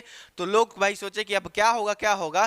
तो ये बंदा जो है अपना इतना बहादुरी से लड़ा कि अपना आँख भी फोड़ लिया यूएसएसआर को भगाने के लिए। और यही आगे चल करके तालिबान, स्टूडेंट्स की जो कम्युनिटी बनाता है लड़ने झगड़ने के लिए, उसको तालिबान बोला गया। यही तालिबान को बनाता है, फिर तालिबान को ही वापस आना पड़ता है इस सिविल वार को खत्म करने के लिए। तो ये तालिबान, इसके लीडरशिप में ये लीड करता था तालिबान को, ठीक है। अब वो स्टूडेंट जो कि यूएसएसआर के खिलाफ लड़े थे, उसमें से ये उमर था जो कि बहुत ज़्यादा क्रूअल था। ये क्या किया, स्टूडेंट लोग को ट्रेनिंग देने लगा और अपना एक ऑर्गेनाइजेशन बनाया जिसका नाम तालिबान रखा। तालिबान स्टूडेंट, ध्यान रखना, सिविल वार को ख़त्म करने के लिए तालिबान इसके लीडरशिप में उस पूरे मुजाहिदीन जो अलग अलग अपना टेरिटरी के लिए लड़ रहे हैं उसके खिलाफ ये सब लड़ाई लड़े, ठीक है। ये कहानी कहाँ हो रही थी, आपके अफगानिस्तान में हो रही थी इस समय। तो ये कुल मार मार करके अपना तालिबान जो है पूरा कंट्रोल वगैरह एक तरीके से ले लेता है। अब देखो यहाँ पर तुम समझे ब्रिटिश कैसे लड़ाई किया अफगानिस्तान से, अफगानिस्तान में अंदर कैसे लड़ाई हुआ, फिर यूएसएसआर कैसे लड़ाई करने घुस गया, उसके बाद तालिबान, उसके बाद सिविल वॉर भयंकर छिड़ गया। तालिबान जाकर के सिविल वॉर करने वालों को खूब धोया, इसको शांत करवाया। लेकिन अब पाला पड़ने वाला है इन लोगों का यूएसए से, क्योंकि यूएसए आएगा मारने के लिए अफगानिस्तान को। सोचो कि यूएसए ही सपोर्ट करता था, फंडिंग देता था, सारी चीज़ें करता था, क्योंकि उसका चिड़ यूएसएसआर से था। अब यूएसएसआर तो भाई भाग गया ना, लेकिन फिर अब जाकर के ये क्यों मारता अफगानिस्तान को, इसके पीछे की एक छोटी सी कहानी है। देखो आगे चल करके अगर आप देखेंगे तो यूएसएसआर क्या किया था जब इनसे झगड़ा हो रहा था ना, यूएसएसआर और आपके किसका, अफगानिस्तान का। जब इन दोनों लोग का झगड़ा चल रहा था तो सऊदी अरेबिया से एक जो आतंकवादी, आप जो इसको देख रहे हैं ओसामा बिन लादेन, इसको अमेरिका भेजा था कहाँ कि तुम जाओ पहले अफगानिस्तान में यूएसएसआर वालों को मार के वहां से खदेड़ो। ये यूएसए भेजा था इस बिन लादेन को कहाँ पर, अफगानिस्तान में जाने के लिए। अब यहीं से इसकी कहानी देखिएगा। उस समय क्या होता था ना कि यूएसए जो है वो बहुत ज़्यादा काबिल बन रहा था आपके इस पूरे मिडिल ईस्ट के एरिया में। ये जो आप देख रहे हैं ना, ये मिडिल ईस्ट का पूरा जो इलाका है, Saudi Arabia, Jordan, Iraq, Syria, Israel, Lebanon, Libya, ये सब पूरा जो इराक ईरान वाला ये सब पूरा इलाका आप देख रहे हैं मिडिल ईस्ट का, इसमें यूएस अपना बड़ा दिमाग लगाता था, खूब खोपड़ी लगाता था कि भाई इसको मुस्लिम से, इसलिए उससे रिलीजन को लेकर के काफ़ी ज़्यादा, मतलब बहुत ज़्यादा बवाल क्रिएट कर रहा था आपके मिडिल ईस्ट में। तो ओसामा बिन लादेन बोलता है कि भैया तुम इतना जो है ना खोपड़ी यहाँ मत लगाओ। कहाँ पर? मिडिल ईस्ट में। अब चुप मार करके ये सब, अभी देखो इसे बताया नहीं है करता क्या है ये यूएस जो है वो करती क्या है, क्यों अफगानिस्तान से लड़ाई करती है। ओसामा बिन लादेन क्या करता है ना, 11 सितंबर को सीधे जाकर के यूएसए के वहाँ पर 9/11 वाला अटैक करवा देता है। होता क्या है, इस सीन को समझिए, हम आपको बताने वाले हैं। तालिबान ने अफगानिस्तान में इन सिविल वार वालों को तो मार करके सुधार दिया। अब कहानी एक पड़ाव लेती है। क्या पड़ाव है? यूएसए कैसे अफगानिस्तान में घुसता है मारने के लिए सबको, अफगानिस्तान से यूएसए का जंग कैसे छिड़ता है, इसके पीछे की स्टोरी हम आपको बता रहे हैं। यूएसए ने बिन लादेन को भेजा था अफगानिस्तान में यूएसएसआर को भगाने के लिए। आगे चल करके ये बिन लादेन का ही जो अलकायदा एक गैंग है, ग्रुप है, टेररिस्ट ग्रुप है, ये क्या करती है, जा करके अमेरिका के, यूएसए के जो है ट्विन टावर, जो कि बहुत फेमस था, वर्ल्ड ट्रेड ऑर्गेनाइजेशन का भाग था, इसमें जाकर के अटैक कर देती है। इसके बारे में तुमको बताएं तो अटैक कैसे, बम से नहीं उड़ाता है। ये लोग क्या करते हैं, वहां पर जाकर के एयरपोर्ट में जाकर के एरोप्लेन को हाईजैक करते हैं। 5-5 लोग एक एरोप्लेन को हाईजैक किए, टोटल 4 लोग एरोप्लेन को जो है हाईजैक किए अमेरिका में घुस करके फ्लाइट में। अब चारों एरोप्लेन में हाईजैक करने के बाद पहला एरोप्लेन को सीधे ये लोग उड़ाया, पायलट को गए, हे पायलट हटो हटो, अपना एरोप्लेन को पकड़े और फ्लाइट अवे को एकदम उड़ाते उड़ाते ले आके दुडुम से लड़ा दिया। ये देखिए ये एरोप्लेन है ना, ये पहली एरोप्लेन है, ये दूसरी एरोप्लेन का फोटो है। देखिए पहला वाला एरोप्लेन आकर के ये वाला टावर में लड़ा दिया। अब क्या किया सब कि जो पहला वाला है वहाँ से हवाई अड्डा एयरपोर्ट में ये लोग 5 लोग हाईजैक पहली प्लेन को किए और पहली प्लेन को एकदम हाईजैक करके सीधे उड़ा के लाया और पहल का टावरवा में लड़ा दिया बूम से एक ठो। इसके बाद फिर कुछ देर बाद दूसरी प्लेन हाईजैक हुई और दूसरी प्लेन को भी वहां पर ले जाकर के उड़ा देते हैं सब दूसरा टावर। ये दोनों टावर जाकर के कुछ देर बाद पूरा एकदम ध्वस्त हो जाता है। 3 से 4 हजार लोग ये पूरा इंसिडेंट में मरे थे। इसके बाद 2 प्लेन और हाईजैक किए सब, एक प्लेन को और ले जाकर के दूसरे जगह यूएसए में एकदम भिड़ा दिए, वहां भी काफी लोग मरे। और एक लास्ट वाला प्लेन है उसमें वो एक जगह जाकर के क्रैश कर जाता है। कहना है कि भाई वहाँ के यात्री लोग जो है थोड़ा सा डिफेंस उफेंस वाला सिस्टम कुछ किए थे। तो ये सब क्या किए, प्लेनवे को हाईजैक करके प्लेनवे उड़ा के ले जा करके ट्विन टावर में लड़ा दिए, सब उड़ा दिए। इस खतरनाक तरीके का सोचो, अपना 5 लोग का जान भी गया और 3,000-4,000 लोगों को ये सब लेके गए।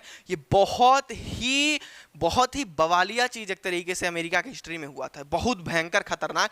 ये होने के बाद आपका अमेरिका एकदम बौखला गया, एकदम बौखला गया। अब पहले तो अब ये बिन लादेन का ये पता नहीं चला कि इसके पीछे जो है बिन लादेन था, लेकिन बाद में जा करके ये देख रहे हैं ना, ये कैसे एरोप्लेन जाता है और इसमें टावरवा में लड़ा देता है एकदम भयंकर तरीके से। अब आप आगे देखिए तो आगे चल करके ये देखिए यहीं से टकरा करके गया है, बहुत भयंकर ब्लास्ट किया है। तो आगे चल करके ओसामा बिन लादेन बोलता है कि देखो ये जो हम ये अटैक किए हैं 11 और 9/11 का, ये इसलिए किए हैं क्योंकि यूएसए क्या करता था, हम यूएसए को सबक सिखाना चाहते थे। क्यों भाई? क्योंकि यूएसए क्या करता है, हमारे मिडिल ईस्ट के इलाके पे मुसलमानों के खिलाफ बहुत ही चाल रचता है, बहुत ज़्यादा अपना खोपड़ी लगाता है। इसलिए यूएसए को सबक सिखाने के लिए हम ये 9/11 का अटैक करवाए हैं। अब जो है अमेरिका बहुत बौखला जाता है, बहुत बौखला जाता है। ये जाता है सीधे कहाँ, अफगानिस्तान। अफगानिस्तान में कौन अब था? तालिबान था।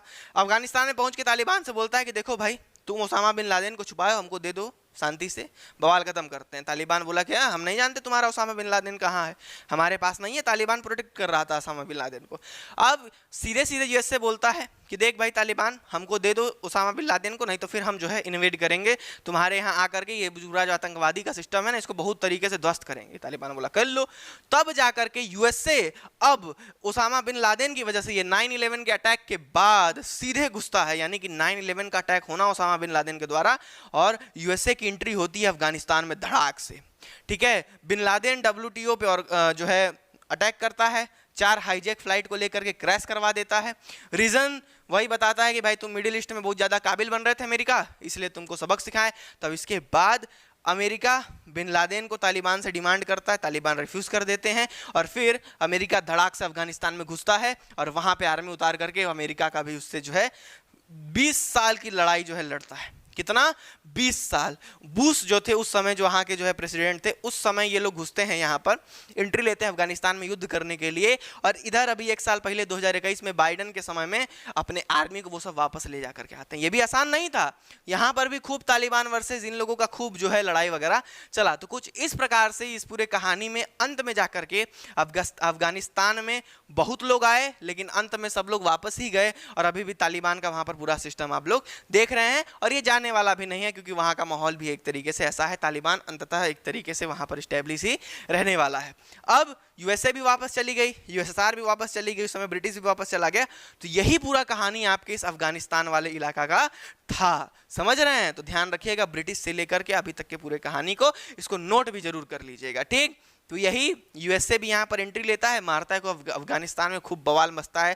बहुत सारा आर्मी मेंबर्स अफगानिस्तान का भी मरता है, बहुत सारा जो है आर्मी वाला यूएसए का भी मरता है। अंत में जो बाइडन को आता है कि यार फालतू है, में हमारी लड़ाई तो है नहीं, हम झूठे गोड़ में शोर डाल करके, शोर में गोड़ डाल करके अपना गोड़ तोड़ रहे हैं, हटाते हैं यहाँ से, निकलते हैं यहाँ से। तो अपना फिर आर्मी वगैरह को वापस ला दिए सब। लेकिन कुल अपना जितना भी यूएसएसआर भी अपना पूरा हथियार वगैरह छोड़ दिया था यहाँ पर, वापस जाते समय अपना काफ़ी सारा हथियार वगैरह तालिबान वालों को मिल गया। तो कुल बवाल मचाए, इहो कुल जब गए तो कुल अपना कुल बंदूक संदूक कुल हथियार वगैरह छोड़ छाड़ गए, ताकि लोग और आतंक मचाएं, भयंकर तरीके से आतंक मचाएं।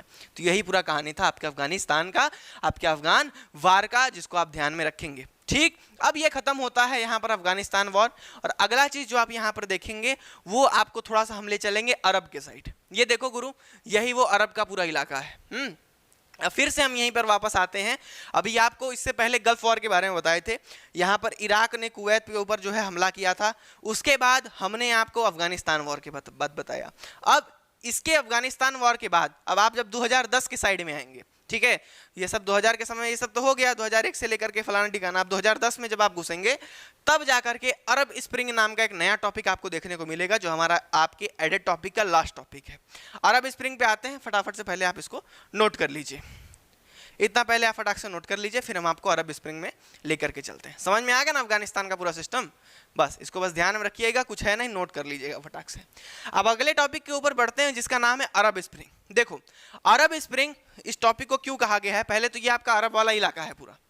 इस अरब वाले इलाके में हो क्या रहा था, हम आपको बताए थे कि यहाँ पर हर जगह नाम था डेमोक्रेसी का, लेकिन डेमोक्रेसी का सिस्टम कुछ सही नहीं था। तो बस इसी के लड़ाई यहाँ पर अलग अलग तरीके से बहुत सारा रेवोल्यूशन होता है। अब देखो अरब स्प्रिंग का जो हम बात कर रहे हैं वो यही सारी जो है कंट्री है, ठीक है, Saudi Arabia, Bahrain, Kuwait, Syria, Tunisia, ये सब जो है कंट्रीज हैं। ये स्टार्ट क्या होता है? देखो अरब स्प्रिंग बेसिकली है क्या? अरब स्प्रिंग में अलग अलग जगह, ये पूरे अरब के अलग अलग इलाके में बहुत भयंकर भयंकर रेवोल्यूशन होता है, बहुत भयंकर भयंकर प्रोटेस्ट होता है, बहुत भयंकर भयंकर दंगा होता है। दंगा किस लिए होता है? दंगा इसलिए होता है ताकि वहाँ के लोग, वहाँ के जो अथॉरिटेरियन जो है था सिस्टम, कि खाली अपने मन का राजा, अपने मन का चलाने वाला, अपने मन से सरकार चलाने वाला जो सिस्टम था, इससे वहाँ के लोग बहुत परेशान थे, बहुत ज़्यादा परेशान थे। इसी वजह से ये पूरा का पूरा शुरुआत कहाँ से होता है? आपके टुनीसिया से। कहाँ से होता है? टुनीसिया से होता है। टुनीसिया से होने के बाद पूरा का पूरा अरब में ये फैल जाता है एक तरीके से। जैसे कैसे यूरोप में फ्रेंच रेवोल्यूशन फ्रांस में हुआ, उसके बाद हर जगह धड़ाधड़ रेवोल्यूशन होना स्टार्ट कर दिया, क्योंकि पहल करने के बाद सब नहले पे दहला खेलने लगते हैं, सब कूद करके सब अपना वही काम करने लगते हैं। तो टुनीसिया में यहाँ पर पहले आवाज़ उठाया गया। अब देखो अरब स्प्रिंग इसको क्यों कहा गया? अरब का इलाका में ये एक बहुत सारा सिस्टम है, बहुत सारा जो है कहानी कुछ है कि अलग अलग जगह पर बहुत सारा प्रोटेस्ट हुआ है। पूरा सीरीज था प्रोटेस्ट का, बहुत सारा प्रोटेस्ट हो रहा है, ठीक है। यहाँ पर आप देखिए ये पूरा इलाका में अलग अलग जगह अलग अलग प्रोटेस्ट हो रहा है। और इसी प्रोटेस्ट को, ये क्यों हो रहा है? ये डेमोक्रेटाइजेशन के लिए हो रहा है, ये अथॉरिटेरियन सरकार के खिलाफ हो रहा है जो अपना मनमानी कर रही है। ये सब के खिलाफ ये जो पूरा प्रोटेस्ट चला, इसी पूरे सिस्टम को हम क्या कहते हैं? अरब स्प्रिंग कहते हैं। इसको आप समझते हैं। देखो ये सब कब हो रहा है? 21st सेंचुरी में, 2000 के बाद जब आप देख रहे हैं, 2010 वगैरह की कहानी है ये सब। अब देखो बहुत ज़्यादा गवर्नमेंट के खिलाफ प्रोटेस्ट वगैरह हो रहा है, काफ़ी सारा एंटी गवर्नमेंट प्रोटेस्ट जो हो रहे हैं वो सब अरब स्प्रिंग में कहलाया जाता है। जैसे कि मिडिल ईस्ट में बहुत सारा रेबेलियन हुआ, बहुत सारा दंगा फसाद हो रहा है। कब हो रहा है? ये सब 2010 के समय में हो रहा है। ये जो आप सब देख रहे हैं ना, ये सब 2010 के समय में हो रहा है। किस लिए? ताकि वेस्ट को डेमोक्रेटाइज किया जा सके। ये जो आप पूरा इलाका देख रहे हैं इसको पूरा डेमोक्रेटाइज किया जा सके, बढ़िया से डेमोक्रेसी को अप्लाई किया जा सके इन एशियन कंट्रीज में। और तो और ये सारे इवेंट्स जो कि डेमोक्रेसी के लिए किए जा रहे हैं, इन्हीं सबको बोलते हैं अरब स्प्रिंग। ये एक नाम दिया गया है। अब आगे बढ़ें तो देखो, डेमोक्रेटाइजेशन किसका चाह रहे हैं ये लोग? वेस्ट एशियन कंट्रीज का। 2010 में स्टार्ट हुआ, इसका पूरा का पूरा प्रोटेस्ट स्टार्ट हुआ। कहाँ से स्टार्ट हुआ डेमोक्रेटाइज होना? ये आपके टुनीसिया से स्टार्ट हुआ, क्योंकि यहाँ पर एक बंदा अपने आप को आग से जला लेता है। ये इमीडिएट, देखो लोग तो खुचराए हुए शुरू से थे, अंदर एकदम भावना बहुत टूट टूट करके भरा था, सरकार के खिलाफ एकदम मन बना लिए थे, सब बहुत गुस्साए थे। तुरंत जो है चिंगारी कहाँ से लग जाती है? देखो पेट्रोल पूरा छिड़क दिया गया था, पूरा एकदम एलपीजी गैस उस खोल करके पेट्रोल छिड़क करके पूरा एकदम माहौल बना दिया गया था।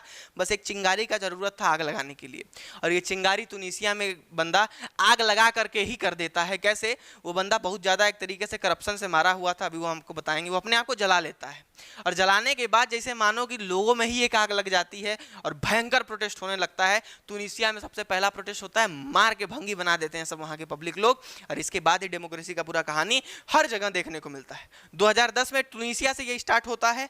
तुनीसिया के होने के बाद हर अलग अलग जगह जितने भी प्रोटेस्ट हुए, इन सब प्रोटेस्ट की व्याख्या हम अरब स्प्रिंग में करते हैं। तुनीसिया का पहले हम सिस्टम समझते हैं। तो देखो यहाँ पर ये पूरा इलाका में टुनीसिया आपको ये दिख रहा है। अब टुनीसिया में क्या हो रहा था? करप्शन के खिलाफ लड़ाई लड़ी जा रही थी, अनएम्प्लॉयमेंट के खिलाफ लड़ाई लड़ी जा रही थी। ये सारा चीज प्रोटेस्ट हो रहा था। इन लोगों का अपना मनमानी के खिलाफ जो है, गरीबी के खिलाफ जो है, ये सब कुछ हो रहा था कि करप्शन है, अनएम्प्लॉयमेंट है, गरीबी है। क्यों भाई, क्यों टुनीसिया में ये सारा सिस्टम था? क्योंकि ये लोग मान रहे थे इस सब के पीछे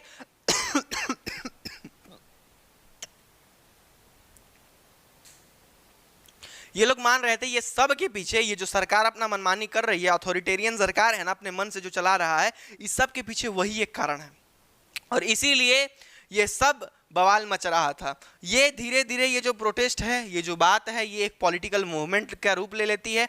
और पॉलिटिकल मूवमेंट के रूप लेने के बाद लोग का एक ही डिमांड रहता है कि भैया तुम खिसक लो यहाँ से, तुम यहाँ से हट लो।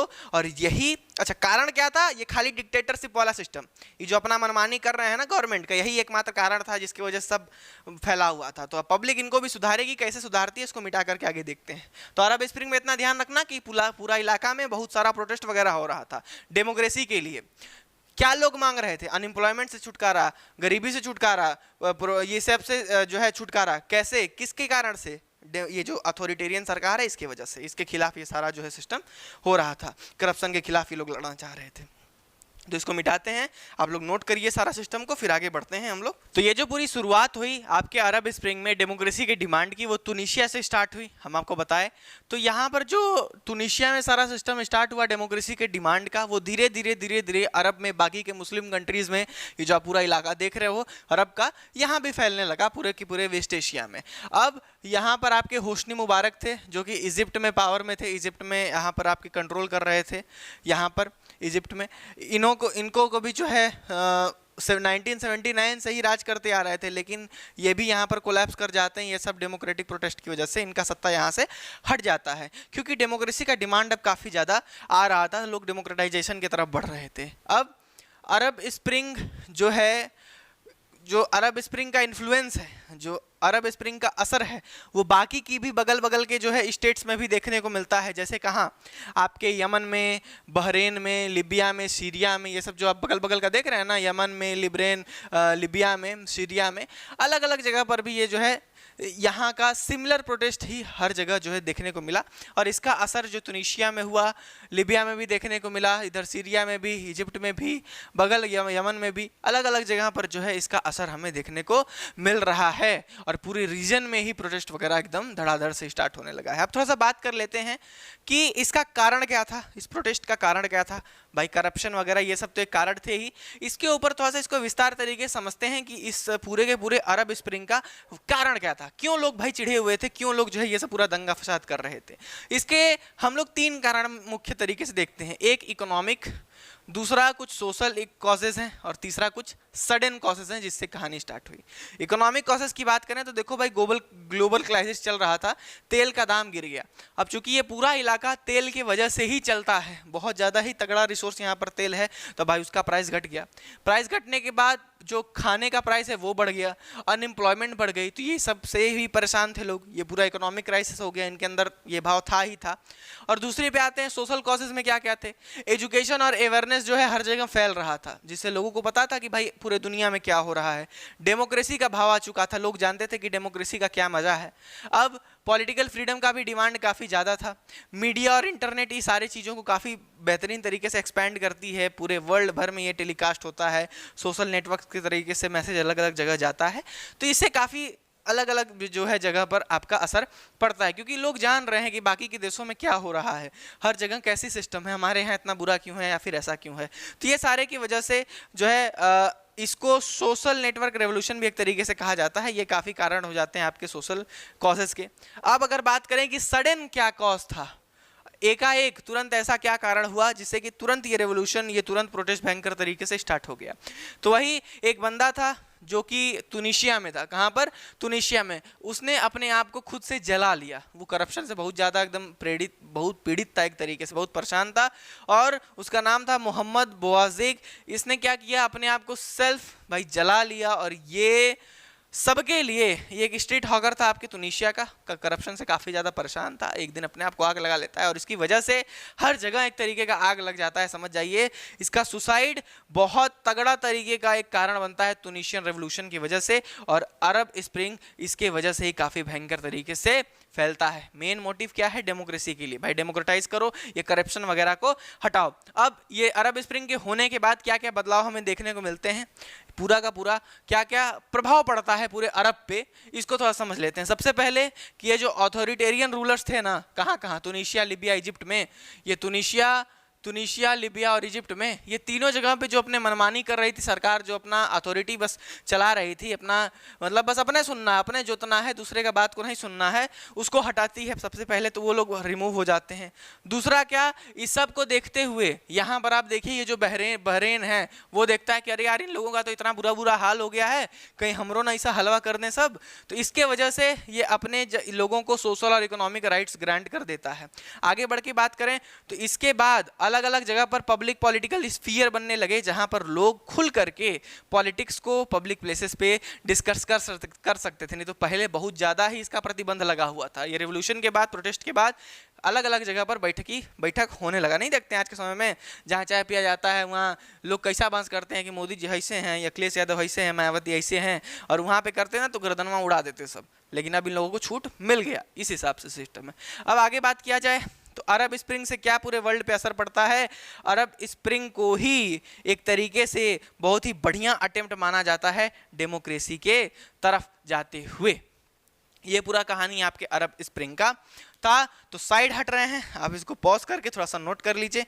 ये पूरी की पूरी कहानी जो थी आपकी अरब स्प्रिंग की थी। ठीक है गुरु, समझ गए तो बता दो थोड़ा सा कमेंटवा में जाके कि हाँ समझ में आ गया सारा एडिट टॉपिक। तो यहाँ पर मित्र आपके पॉलिटिकल साइंस क्लास 12th का दूसरा चैप्टर जो है, एक तरीके से भाई पहला ही आपके लिए कोल्ड वॉर तो हटा दिया गया, इसका पूरा का पूरा एडिट टॉपिक्स जो कि एडिशनल टॉपिक्स था उसको खत्म कर दिए हम लोग। टोटल 4 से 5 टॉपिक पूरा का पूरा देखें, बस इतना बहुत है, मोर देन इनफ है। इसके बाद जब दिसंबर के बाद जनवरी में रिवीजन सीरीज चलाएंगे ना, एकदम धुआं खोपड़िया में घुस जाएगा, खोपड़िया में आएगा, बोले खोपड़िया खोल के घुस जाएगा एकदम आपके अंदर, जान जाइए। भयंकर तरीके से रिवीजन करवाएंगे, उसके लिए मित्र थोड़ा समय है। ठीक है, देखो हम बार बार बता रहे हैं, कुछ सिस्टम की वजह से थोड़ा लेट हो रहा है, ज़्यादा दिन तक होगा नहीं, स्पीड पकड़ने वाले हैं, बस ट्रैक पटरी पर ट्रेन चढ़ा रहे हैं। जो दिन चढ़ गई ना चौचक तरीके से, देखो कोई रोक नहीं पाएगा ट्रेन के इंजन की स्पीड को हमारे। ठीक, तो खैर पूरा कोशिश है, हर चीज़ है बढ़िया से, बस आप लोग पढ़ते रहिए जितना आपको लेक्चर मिल रहा है। ठीक है, ताकि 12 है, 12 रिजल्ट के बाद कहिए कि नहीं भाई एकदम भयंकर तरीके से पढ़े थे, रिजल्टवा में लौकना चाहिए। समझ रहे हैं ना? हाँ, ये चीज़ को बढ़िया से एकदम मन लगा करके पढ़िएगा, अपने लिए ही नहीं हमारे लिए भी पढ़िएगा। ठीक है, एकदम भयंकर तरीके से, मस्त तरीके से। ठीक, तो यहाँ पर आपका एडिशनल टॉपिक पूरा खत्म होता है मित्र। मिलेंगे आपसे अगले वन शॉट वीडियो में, तब तक के लिए क्या करोगे? तब तक के लिए पढ़िए, बाय बाय और नमस्कार।